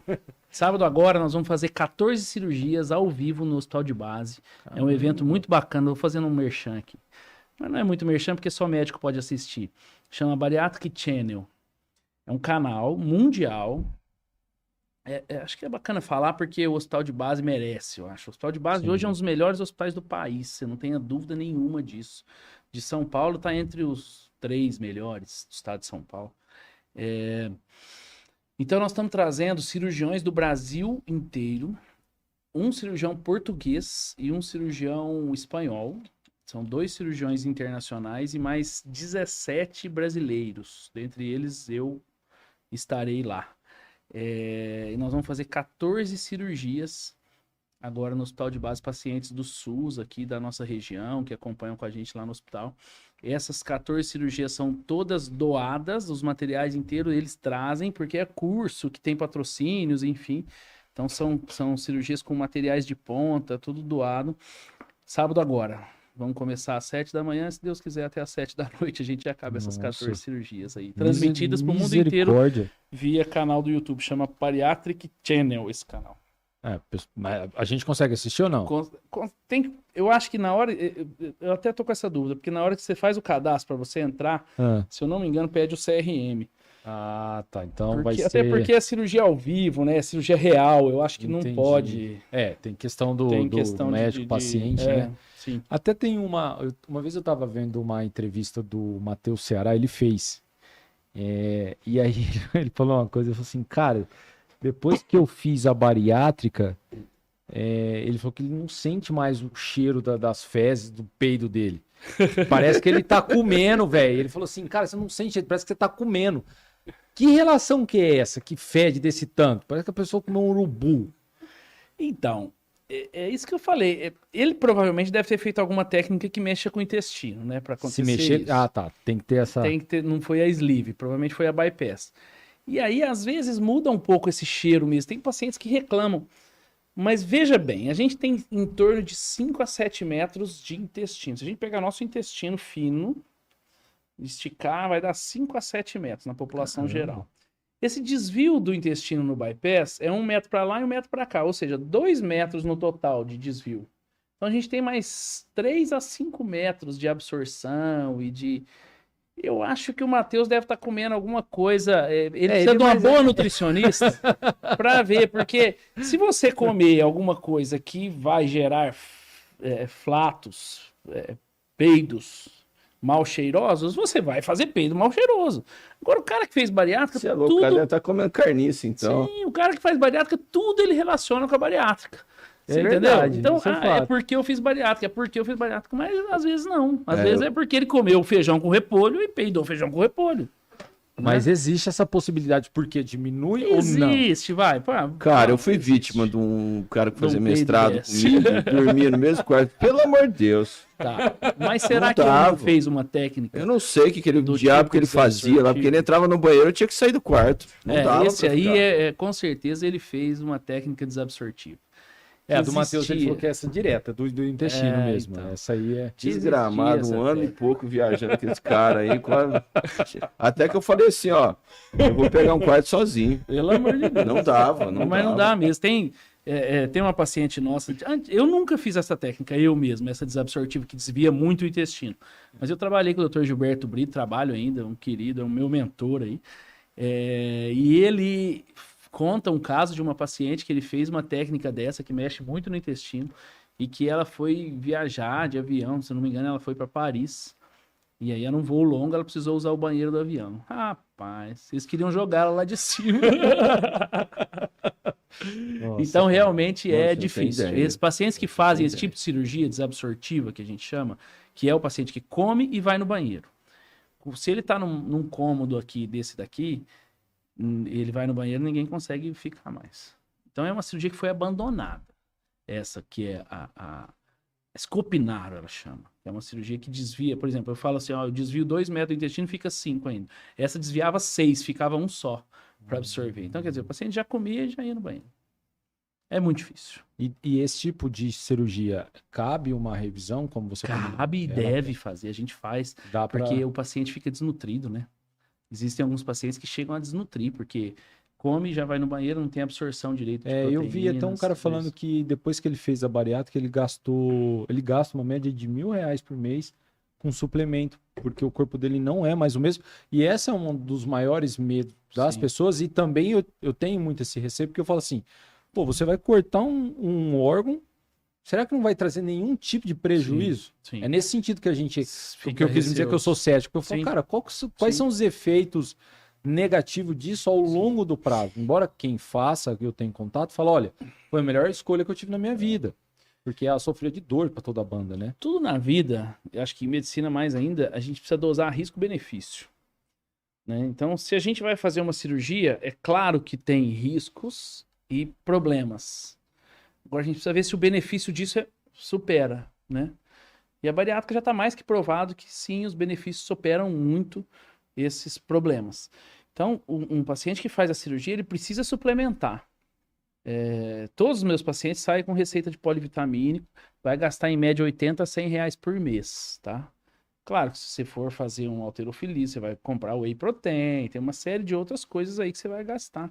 Nos primeiros 6 meses a gente entra também com proteína, tem todo um protocolo da nutricionista aí que ela fala bastante sobre isso. Tá. Mas tem que suplementar. E outra, às vezes fala assim, mas eu vou tomar vitamina o resto da vida. Pô, melhor tomar vitamina o resto da vida do que tomar remédio para pressão, para diabetes, para colesterol. E outra, pessoas com mais de 50 anos, tem que tomar uma vitamina também, entendeu? Eu vejo meus pacientes, que a gente faz exames a cada 6 meses em quem faz cirurgia, e eu vejo que os exames deles estão muito bons. E eu vejo paciente que não operou, que não se importa com vitaminas, que nem faz exame, às vezes vai lá para fazer um check-up, e tem lá um déficit de ferro, de vitamina D, de vitamina B12, que nem sonhava que tinha, e tem que tomar polivitamínico. Então, essa coisa é meio relativo também. O cara falar que gasta mais de R$1.000 com suplemento, ok, mas precisa ver o que é esse suplemento. O que exatamente ele né? gasta, Se ele quer Sim. fazer, ele tinha 150 quilos, agora ele tem 80, mas ele quer virar o super-homem, que tá tomando whey protein, creatina, um monte de coisa, beleza. Entendeu? Tá, e Agora, aí se dentro for uma disso- cirurgia desabsortiva, como eu disse, aí é uma outra é história. mais complicado. Aí eu reverteria essa cirurgia. E tem transplante disso? Um exemplo, você cortou lá o estômago do cara, dá pra fazer transplante também ou Não não? precisa de transplante, né? Porque é desvio, né? Você só volta o intestino para jogada. Entendeu? Você não tira ali. A hora que você desvia o intestino, você deixa ele só separado. E o corpo não rejeita Não, ele? ele Não- fica com o Fica suprimento ali sanguíneo, quietinho ali. quietinho, numa boa. Que loucura, Fica né, lá. cara? Significa dizer que ela pode ser revertida? Reversível. Totalmente reversível. reversível. A sleeve, que é a segunda cirurgia que só corta o estômago, dá, a gente né? tira o estômago. Aqueles 80%, Sim. ele é retirado, não tem aquele desvio. Então a sleeve não é reversível. E a bypass eu já fiz 4. Eu vou dizer que eu já fiz mais de 5.000 cirurgias. Eu nunca reverti nenhuma. Ela é reversível, mas eu nunca. Claro que às vezes a gente mexe, converter é diferente de reverter. Então você Sim. pode converter uma técnica na outra, mexer um pouco na cirurgia, fazer alguma coisa? Pode. Agora, reverter, eu quero meu estômago de volta, eu quero tudo normal de novo. Nenhum paciente pediu até hoje. É porque a pessoa colhe, né, alguns Sim. benefícios que ela... E Fica aí muito bom. dentro desse, nós estamos comentando bastante do pós ali, É legal isso que você tá falando, porque teve uma pessoa que escreveu aqui, a Rosana Bertuga. Fiz bariátrica há 15 anos e foi a melhor coisa que fiz na vida. Ah, que legal, 15 Isso é- anos. Mano. isso é os efeitos que a pessoa colhe, cara, que a família vê e a pessoa sente que é só ela para falar, né? Então, até dentro dessa ideia, doutor, a gente pensa o seguinte: por que algumas pessoas, após a cirurgia, né, nesse período de recuperação, fica aquele semblante meio apagado, Doente. meio doente? O que acontece que a pessoa fica dessa forma? Na verdade, o que acontece é assim. Desculpa, eu tô tentando te encaminhar umas imagens Ah, para ver se a gente consegue tá. colocar Não, ali, que é umas tranquilo. imagens bacanas, tá? Tá. O seu WhatsApp tá escrito o quê? Tá, deixa eu pegar aqui. Só alegria, não sei o quê. Não. Eu acho que não. Eu nem sei o que tá escrito no meu WhatsApp. Por algum tempo só respire. Não, também não. Final é 1005. Tá. Não, 1005 não, 1092. Acho que é isso. 1092, tá aqui, É, tá aqui, isso tá aí. aqui, tá aqui, achei. Vê se você consegue colocar essas imagens, que são imagens impactantes. Se conseguir, eu já vou te falar. Tá. O que a gente tava falando mesmo? Você Consegue. perguntou? Do pessoal que fica com um semblante meio Doente, tá. meio doente. Essa é uma dúvida muito frequente também. Doutor, eu vou ficar com cara de doente depois que eu operar? O que é cara de doente, né? É claro que se o paciente tem uns 60 anos e tem 150 quilos, ele vai operar, vai ficar com 80, ele vai ter a pele cai, né? Sim. Então ele vai ficar com um aspecto meio assim. Antigamente, quando a gente colocava o anel, que o paciente vomitava muito, esse paciente, ele tinha esse aspecto do olho fundo, uma anemia, tinha tudo isso. Hoje em dia é muito mais raro acontecer esses problemas de ficar com cara de doente, vamos dizer assim, sabe? Uhum. Eu digo que o paciente fica com muito mais cara de saudável, na verdade. se ele fizer tudo certinho. Quando eu opero um paciente de 130 quilos, que ele tem tantos por cento de massa magra, tantos por cento de massa gorda, a gente faz uma reunião com a nossa nutricionista e ela vai pegar esse caso e ela vai calcular quanto de proteína esse paciente precisa comer, quantos gramas de proteína esse paciente precisa comer e fazer exercício físico para ele não perder músculo.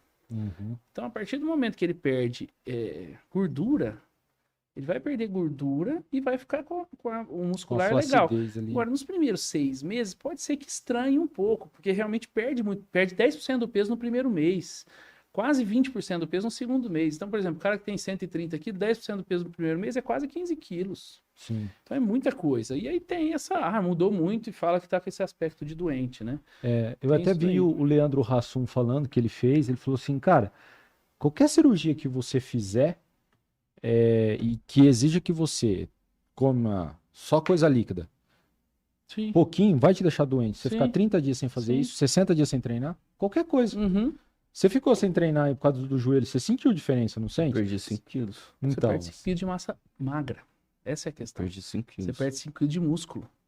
Isso é ruim, Uhum. entendeu? Quando eu operei meus joelhos também, as minhas pernas, acho que foi 3 ou 4 centímetros, cara, de diferença. caramba. Na inicial, acho que tava com 41 centímetros aqui, quando em cima do joelho foi para 38 centímetros. Não sei se você chegou a medir isso aí. Não medi. Coisa de louco. Tá, jeito? Olha, O Juninho vai compartilhar aí, o Juninho AB vai colocar para vocês na tela também uma imagem que o doutor encaminhou aqui para a gente poder ver o caso de uma paciente aí que fez a cirurgia. Isso. Pode Pode liberar, colocar. pode Esse colocar. caso é um caso de uma paciente muito querida, não vou falar o nome, é claro, mas essa paciente tinha 252 quilos. Caramba. Ela não andava, ela não conseguia praticamente se limpar. Uma paciente dessa não consegue fazer higiene íntima, nada disso. E nós operamos ela, inclusive foi aqui no hospital de base, no SUS, conseguimos operá-la. Foi uma cirurgia muito difícil, e quando ela tem essa obesidade muito grande, né, muito alta, Essa é considerada obesidade Superobesa. mórbida. é mais que obesidade mórbida até, a gente chama de super obesa. Certo? Então Caramba. é uma cirurgia muito difícil de se fazer. E hoje eu falei com ela, nós falamos com ela tá com 72 quilos aproximadamente. Perdeu 72 quilos, desculpa. Ah. Então ela tá com 4 meses de cirurgia e ela tinha 252, ela tá com 180 quilos, é isso aí. Super feliz, andando para cima e para baixo. Já tá na fase de dieta livre, que a gente chama, ou seja, tá comendo de tudo, pequenas porções, é claro, mas já tá super feliz, ok? Caramba. E essa questão envolvendo agora, porque ela vai perder muito, ela estava com peso muito alto, ela vai perder e vai começar a ter a sobra de pele. Sim. Vai ter muita sobra de pele aqui. Vou ver se eu acho alguma imagem aqui pra gente falar sobre isso. Mas quando a gente tem essa sobra de pele, geralmente depois de 2 anos da cirurgia, está liberado para fazer as plásticas reparadoras. E aí, quando é uma plástica tida como reparadora, é tida como não estética, é uma cirurgia reparadora.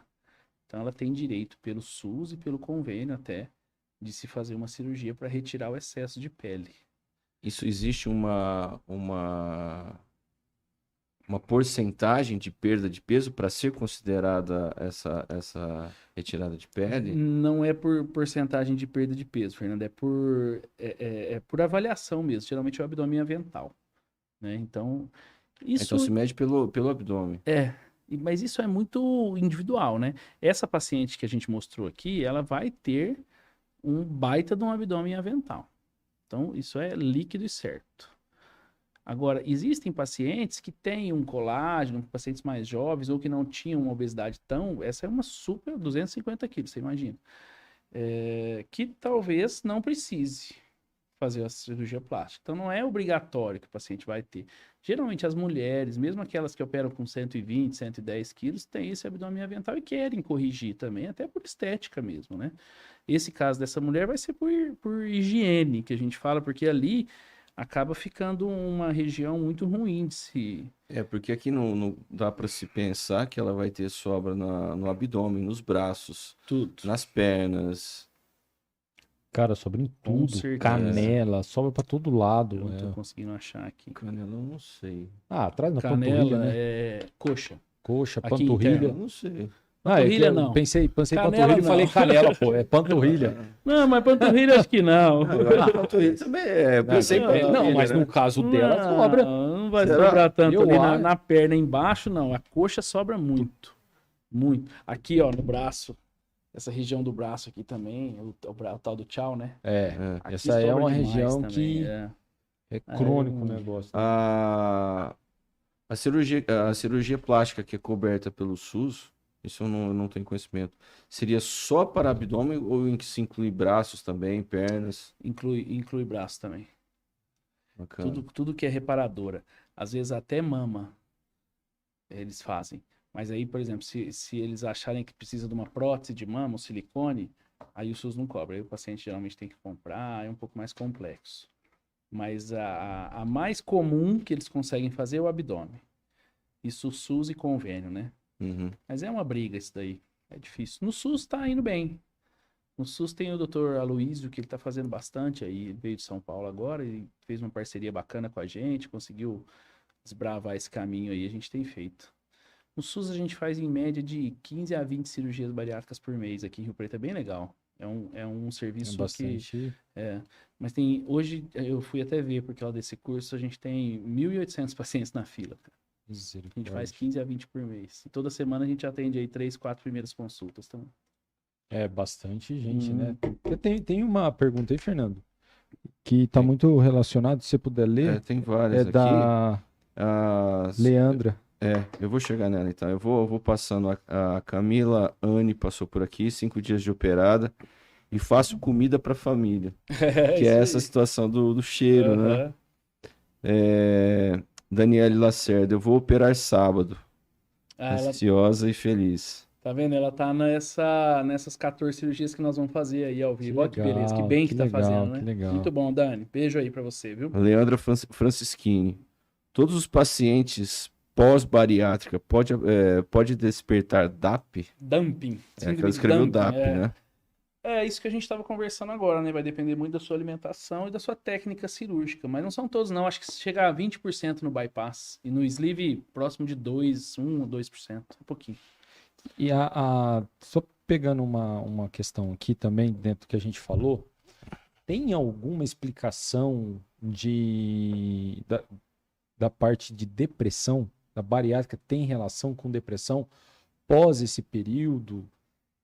Existem alguns estudos demonstrando uma relação entre cirurgia bariátrica e depressão.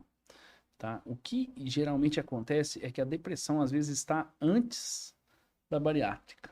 Então o paciente obeso já tinha um certo grau de depressão, descontava na comida, e aí faz a bariátrica e acaba tendo esse start aí para outras coisas.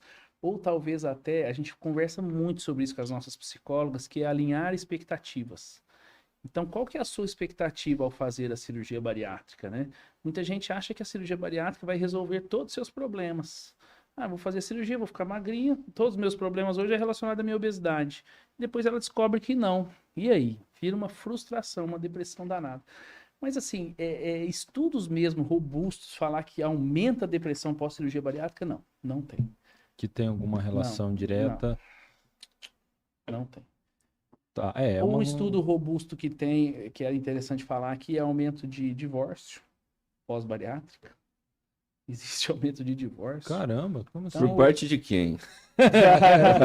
Eis a questão.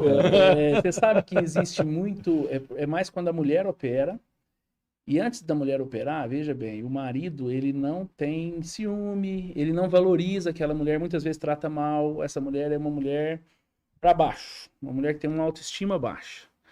Aí ela opera, ela vê que ela não é tão feia, que ela não é feia, que ela começa a usar umas roupas diferentes, esse marido começa a ficar enciumado, ela exige ser tratada melhor porque ela se valoriza, ela tem uma autoestima mais alta e começam os conflitos. E realmente, se não buscar ajuda, eu converso muito com minhas pacientes sobre isso, até chamo o marido aqui, se prepara, porque a coisa é assim, assim, ela vai usar short curto depois que ela operar, ela vai usar saia depois que ela operar, coisas que ela não usa hoje. precisa se preparar para isso, precisa estar bem com isso e precisa valorizar a mulher que você tem, hoje e depois da cirurgia. E aí, quando não acontece, é líquido e certo. Vira e mexe e chega para dizer, doutor, separei. Caramba, interessante. cara. É legal essa parte aí. É. Ó, pessoal, quem quiser, deixa sua pergunta aqui pro doutor que ele vai responder. Nós já estamos quase chegando ao final. Se alguém tiver alguma dúvida, fiquem à vontade de perguntar. Ó, e só um pedido, não se esqueçam de curtirem aqui o nosso episódio, tá bom? Seguindo aqui pelo comentário da Vera Regina de Oliveira. Mais uma pessoa. Sábado estarei aí. Quem sabe o doutor faz a minha cirurgia. Melhor cirurgião. Obrigado, Vera. Vamos lá, eu vou estar em todas essas cirurgias aí. Serão 19 cirurgiões de renome aí, fica tranquilo que todos os cirurgiões são muito bons. Que legal, muito bom. Pensando na questão de divórcio, muda a libido também ou não? Muda. Cara, eu acho que pensando nisso, a autoestima como melhora por si só já traz uma aumento de libido. Então, eu não sei se pode ser Cara, psicológico, pode ser o organismo. Não, esse negócio de libido é assim, ó. Fisiologicamente falando, na mulher, vamos falar da mulher, o homem nem se fala. O homem obeso, ele tem uma testosterona mais baixa, tá? Então, quando ele opera, ele emagrece, a testosterona aumenta, tá respondida a questão da libido. A mulher obesa é a mesma coisa. Se vocês repararem, a mulher que é obesa mórbida, ela tem pelos no rosto, ela tem manchas, ela é um pouco masculinizada. Por quê? Porque o tecido adiposo, ele degrada os hormônios femininos. Quando essa paciente emagrece rápido, nos primeiros meses após a cirurgia bariátrica, existe uma inversão disso. Então, o tecido adiposo para de degradar esses hormônios femininos e a mulher volta a ser feminina. A mulher volta a ter testosterona também, que é importante para a mulher, para ter libido. Então, fisiologicamente, o normal, o esperado é aumentar a libido, tá? Tem várias pacientes que chegam e tem até problemas com isso. Fala, doutor, meu marido não tá aguentando.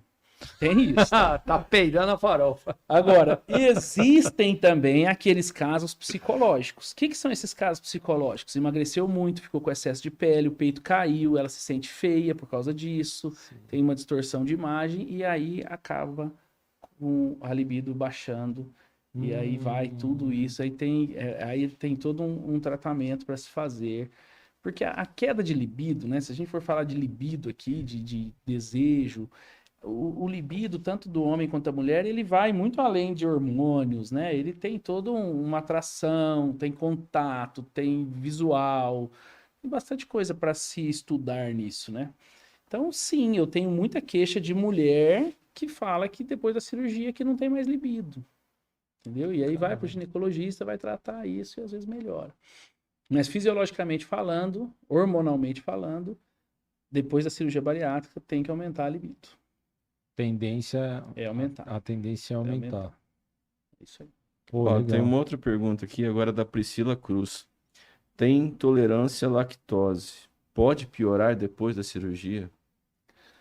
A cirurgia não vai mexer com essa questão da intolerância. A primeira coisa é que tem que tratar essa intolerância à lactose. Como que trata? Evitando derivados de lactose. Então, se você for fazer a cirurgia, Priscila, você tem que procurar uma equipe que entenda isso e uma boa nutricionista que não vai entrar com nada com lactose no seu pós-operatório. Senão vai piorar. O que piora não é a cirurgia, é a lactose.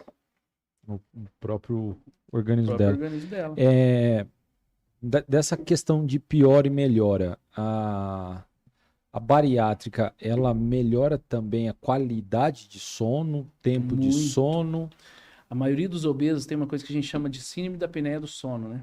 Você já viu paciente mais Puta gordo, que assim, pariu, ó? tem hora que você acha, parece que vai morrer. Vai morrer, é. Você fala, agora Então, vai. Esse paciente, ele não... afoga, né? Velho. E não afoga. afoga. Às vezes até afoga. Dá umas Agora engasgornadas, né? afogar, dá umas Não, mas não engasgadas. morre. Esse paciente, ele... Imagina a qualidade do sono dele. Você já viu esses gordão também, que aí às vezes você encosta aqui 2 horas da tarde, 3 horas da tarde, você tá conversando e ele tá dormindo. Por quê? Porque ele não dormiu bem à noite, porque ele ficou nessa apneia a noite inteira. Então a cirurgia, a perda de peso melhora muito essa apneia, melhora a qualidade de sono, melhora a qualidade de vida depois também, durante o dia, porque ele não vai ter esse sono todo. Seria mais, então, não tem relação direta com a bariátrica, e sim com a perda de peso. Perda de peso em qualquer nível, né? que vai gerar isso nele para ele Sim, poder a dormir com melhora da qualidade. E apneia, realmente, cara, o peso é um negócio complicado, porque a pessoa dorme mal. dorme. E a pior coisa que tem é você ter que amarrar o tênis, tá uma barriga no meio do caminho, né, cara? Autoestima relacionada. Ó, Isso você tá é falando de história amarrar o triste. tênis. Tem muito paciente que fala de limpar a bunda. é mesmo? É, Nossa. dificuldade em limpar a bunda. É brincadeira, cara. Imagina. Você tem dificuldade de limpar a própria bunda. A maioria das pessoas que procuram já estão com a autoestima lá embaixo ou não? Não dá pra falar que é a maioria, não. Alguns. Você Mas assim, percebe? a autoestima, ela é muito abalada pela obesidade, né? O obeso sofre muito com isso, né? Com a questão estética da coisa. Questão Então. estética funcional, né? Um obeso mórbido, cara com 130, 140 quilos, ele entra no avião, ele já... O cara que tá do lado dele já é torto, né? Não cabe na poltrona, tem um monte de coisa, né? O mundo não foi feito pro obeso, a gente brinca assim. Isso é fato. Não é, isso é gordofobia, mas é real, né? Isso é fato. Doutor, a questão dos alimentos transgênicos. A Priscila falou da intolerância à lactose, né? Sim. Então vamos lá, transgênicos, lactose, questão de glúten, essas porcariadas que vamos lá. Que A gente hoje, está vivendo uma era muito ruim de alimentos muito ruins, né, Fernando? pós-cirurgia, antes tudo bem, isso aí contribui para que a pessoa tenha um ganho de peso, né? Mas pós-cirúrgico, esse tipo de alimento prejudica também, Sim, de alguma forma? muito, muito. Os condimentados, os enlatados, os embutidos industrializados, né? A nutricionista tem que trabalhar para evitar isso daí. Mas, na verdade, o prejuízo, ele é mais ou menos igual o paciente não operado do paciente operado. Mas a diferença é que às vezes o paciente operado recente vai comer essas besteiras e vai passar mais mal, né? Até ter essa adaptação. Mas hoje em dia, Fernando, a gente tem visto falando em transgênicos, em alimentos industrializados, o que a gente tem visto é cada vez mais cânceres em pacientes mais jovens. Antigamente, por exemplo, você nem ouvia falar em câncer de estômago em paciente com 30 anos. Hoje, todo mês aparece um aí. Câncer de intestino grosso, paciente com 25, 30 anos, é coisa de louco. Isso A nossa decorrente pela alimentação? Muito, não tenha dúvida. É muito. O estilo de vida nosso Estilo de tá vida e a muito nossa precário, alimentação. né? Nós sabemos também que os obesos eles têm mais problemas cardíacos. Sem dúvida Certo. nenhuma. A bariátrica contribui para se evitar esses problemas cardíacos? Cara, saiu um estudo gigante agora, apresentado no Congresso da Sociedade, SOCESP, Sociedade Brasileira de Cardiologia do Estado de São Paulo, que a cirurgia bariátrica aumentou em 10 anos a expectativa de vida em relação a eventos cardiológicos. O que é isso? O que significa esse trabalho? Pegou, vamos dar um exemplo lá, 500 pacientes operados e 500 pacientes não operados e acompanharam esses pacientes pela vida toda, assim, por 30 anos. Isso é o SOS. E aí viu que esses pacientes que foram operados, eles morreram 10 anos depois dos pacientes que não foram operados. Então, os que não foram operados sofreram infarto, derrame, um monte de coisa assim. E os que foram operados têm 10 anos a mais de sobrevida. Olha que legal. Então, a bariátrica é realmente uma coisa que está bem regulamentada, tem estudos mostrando isso a cada vez mais, sem dúvida nenhuma. Melhora muito a qualidade de vida e a expectativa de vida. Falamos também, só aproveitando, da diabetes, né? Também. Contribui para uma melhora na questão da diabetes? Melhora muito diabetes. A cirurgia bariátrica, hoje ela é chamada de cirurgia bariátrica metabólica. Por quê? Porque ela melhora o metabolismo da glicemia, melhorando então o diabetes. Essa facilidade que a bariátrica, o avanço da medicina está fazendo e está trazendo a bariátrica, diminuindo cada vez mais esses efeitos colaterais, de certo modo, na visão do doutor, assim, há alguma preocupação com relação à postura nossa?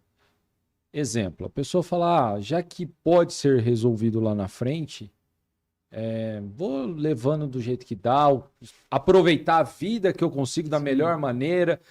Lá na frente eu faço uma bariátrica, já que está evoluindo assim, e lá eu resolvo. É uma pergunta difícil. O ser humano, ele é muito acomodado, né? O ser humano, nós seres humanos, nós queremos o caminho mais fácil, né? Vamos dizer assim. E esse pensamento é um pensamento perigoso. Porque, como eu disse, o ideal é não operar, né? Apesar de eu só estar falando bem aqui da bariátrica, né? De eu defender, mas o ideal é não operar. Eu não vejo isso assim, difícil o cara pensar a longo prazo. Às vezes um que tá já uma obesidade aí, grau 1 para 2, e já começa, já que eu vou operar mesmo, eu vou viver aqui esse ano, vou viver de tudo. Aí sim, aí eu acho que sim. Que a Relaxa gente tem, mais, a gente né? tem essa postura, né, cara? Sim. Lá na frente, Lá se na tem frente eu como resolvo. resolver, Vai eu vou empurrando, optar, vai vou empurrando. empurrando, Exatamente, é Lá na um frente eu modo... resolvo. A hora que não der mais mesmo, Eu vou pra bariátrica, né? Aí eu caio lá, né? Teve, só pra gente chegando aqui ao fim, Fernando, teve só mais uma pergunta? Na verdade, tem duas aqui. Tem duas, né? Você quer É. passar elas? Fala. A Leandra Francischini perguntou aqui. Tiago, depois de quanto tempo é aconselhável fazer a cirurgia reparadora? Na verdade, as cirurgias reparadoras plásticas a gente fala para estabilizar o peso. Porque não adianta nada você fazer, por exemplo, 6 meses de cirurgia, já caiu minha barriga aqui, eu vou fazer a barriga. Daí você perde mais 10 quilos depois, aí cai de novo. Então, o ideal é que se estabilize o peso. Geralmente, essa estabilização do peso vai acontecer entre 1 ano e 1 ano e meio. Então, eu sempre falo, 1 ano e meio de cirurgia, pode fazer as reparadoras. Bacana. Isso, tem mais uma pergunta só da Mari Alves. Doutor, vou operar no dia 8 desse novo mês. Sinto dores de cabeça fortíssima. Será que se eu estiver com dor de cabeça, eles não vão querer me operar? Não, não tem chance disso acontecer, não, Maria Alva. A gente opera com dor de cabeça, a gente faz medicação, analgésicos para melhorar essas dores de cabeça. Que pode ter alguma... Até a dor de Até cabeça, pode às ter vezes, uma ela tem pressão alta, relação alguma também, relação com a né? obesidade, Mas precisava ver isso aí, ver essas dores de cabeça constantes. Às vezes ela já até investigou isso, né? Mas por causa da dor de cabeça, não deixa de operar ninguém, né? É porque dizem, né? Não sei, mas dizem que o estômago tem uma relação muito direta com o cérebro. Se você tiver... Muitas vezes a dor de cabeça não está relacionado má com a digestão. cabeça, é com o cérebro. Meu com o estômago tá estômago. ligado direto com a cabeça. Eu tô com fome, não consigo trabalhar. Não, isso aí eu tô Mas todo muito dia. Não, Mas às muito vezes a nítido pessoa, isso, a ligação. pelo amor de O Deus. trato gastrointestinal. Tem gente que fica nervoso e vai pro banheiro, tem diarreia. Nunca ouviram falar disso? Sim, Vomita. Então, todo o nosso trato gastrointestinal tá tudo... É porque tem pessoas, por relacionado, exemplo, né? que tem um intestino inflamado e tal, vai fazer exame na cabeça, não tem nada, mas vive com dor de cabeça. Sim, mas E a relação que tá lá embaixo que Tem uma reflete na cabeça. gastrite ali, um Uma refluxo. gastrite. Eu trato esse refluxo, do mês que vem ele volta e fala, nossa, subiu uma dor de cabeça. Tem muito isso. Que loucura, né, É. cara? É tudo Inchaço interligado. abdominal. Isso é má digestão, né? Quando dá gases, né? Isso aí precisa investigar, né? Tem várias causas. Que aí. é que ele falou da irritação, né? É síndrome do intestino irritável. Isso. Tem Puta muito que isso. pariu, cara. Qual tipo de alimento normalmente gera essa Cara, isso é irritação? muito mais relacionado ao estado psicológico, à ansiedade mesmo, do que a alimentação. Síndrome do intestino irritável, como o próprio nome já diz, ele é relacionado à ansiedade, à irritação, ao paciente que é mais estressado, nervoso. Puta merda. Mas É para fazer esse psicológico. diagnóstico, Teoricamente, ele é É psicológico. psicológico. É psicológico. Mas sendo psicológico, não tenha preconceito, não deixa de ser uma doença que tem que ser tratada. Agora, para a gente chegar a esse diagnóstico, é muito difícil você falar que você taxar ou você fechar o diagnóstico do intestino irritável. Por quê? Porque antes você tem que fazer vários exames nesse paciente, porque senão você pode taxar um paciente de síndrome do intestino irritável, é psicológico, vai lá no psicólogo, trata a cabeça, e esse paciente tem um problema orgânico, né? Uma inflamação, alguma coisa que você poderia ter tratado. Então, é muito difícil a gente chegar nisso daí. Caramba. Muito bom, muito legal. O pessoal que passou aqui no chat mandou as perguntas. Foi um episódio pra lá de bom, a gente pôde esclarecer muitas coisas. O doutor mostrou as formas de fazer a cirurgia, os efeitos, né? Para você que chegou aí no meio, de repente chegou no meio do caminho. No começo a gente passou vídeo, passou algumas imagens aí que permite a gente entender, esclarecer esses pontos. Então, se você gostou da nossa live, deixa o seu like aí, a gente agradece. Inclusive, doutora, minha mãe passou aqui no chat, mandou um abraço. Mandou Pro um abração doutor. para Sueli. Muito bom. Então, para você que tá aí, deixa o seu like, tá? Compartilhe com as pessoas. Se você conhece alguém que acabou de fazer a cirurgia ou que pretende fazer, tá na dúvida, compartilhe até com os familiares, como nós conversamos aqui no decorrer da live. o papel da família, dos amigos nesse processo é muito importante. Isso permite a pessoa mudar, né? Porque quem convive com pessoas com a autoestima lá embaixo sabe o quanto é difícil para essa pessoa, o quanto ela colhe os frutos ruins de tudo isso, né?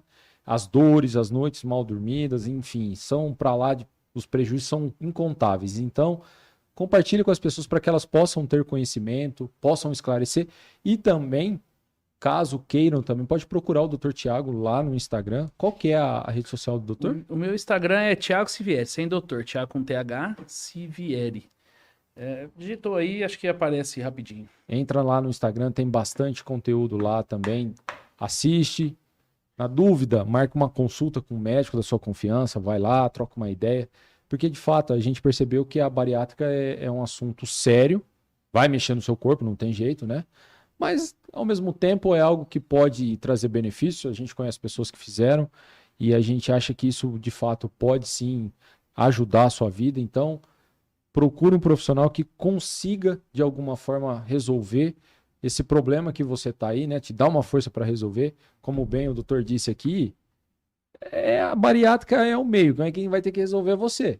Né? Tem coisa, não adianta manter a cabeça, o estilo de vida, então fiquem aí uma orientação. E deixa eu só...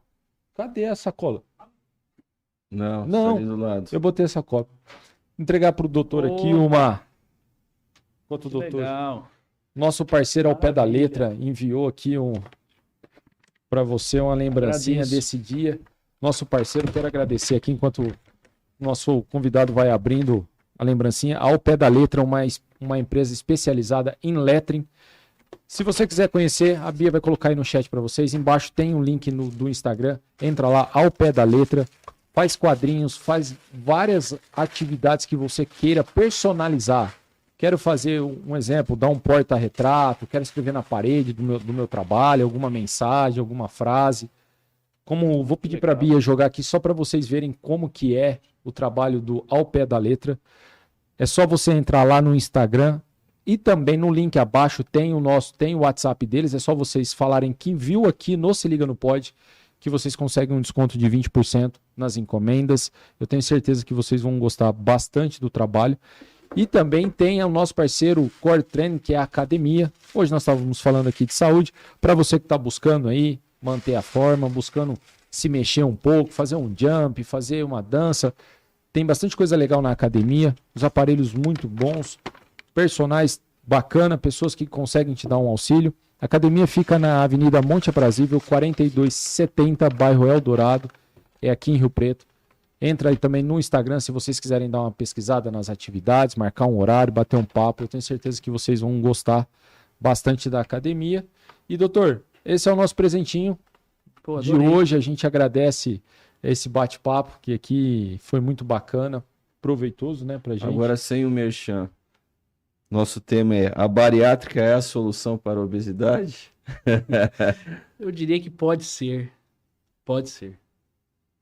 Vai depender da pessoa. Vai depender Por da pessoa. tudo que foi falado aqui hoje, não existe nada concreto. Não Tem que existe avaliar o unidade. paciente para É isso saber aí. se é o melhor momento ou não. Exatamente. Pode ser a indicação, mas não necessariamente a indicação Sim. naquele momento. Perfeito. É isso que ficou muito bem claro para nós aqui. Todos que assistiram, nós sempre falamos aqui, nós dois somos os que mais aprendemos, que nós estamos de frente aqui Com certeza. com Eu o convidado, diria né? que, assim, essa resposta é muito complexa, é muito difícil. Mas a gente pode falar que não, que a solução, na verdade, não é a bariátrica, é sim a sua mudança, né? A sua decisão. E a gente pode falar que sim, que se você estiver bem preparado e estiver disposto a encarar todas as mudanças, a bariátrica é uma excelente opção. Ela vai conseguir te dar uma força aí que vocês precisam. Então, pessoal, muito obrigado. A semana que vem estaremos aqui, né? 8 horas. No mesmo bate-canal. E não sei se você já ouviu falar, mas a semana que vem nós vamos falar com os meninos do Demolei. É uma entidade paramaçônica e eu tenho certeza que vai ter muitos temas legais também. Vocês podem assistir, mandar a pergunta de vocês e, se quiserem, já compartilhem aí com o pessoal, com os seus amigos. A gente agradece o like, a inscrição e isso ajuda o nosso canal, fortalece. Fernando, obrigado por mais um episódio. Agradecer a Bia e o Juninho, que sempre segura os rojões aqui atrás e permite que a live aconteça. E, pessoal, muito obrigado. Fiquem com Deus. Até semana que vem. Tchau, gente. Boa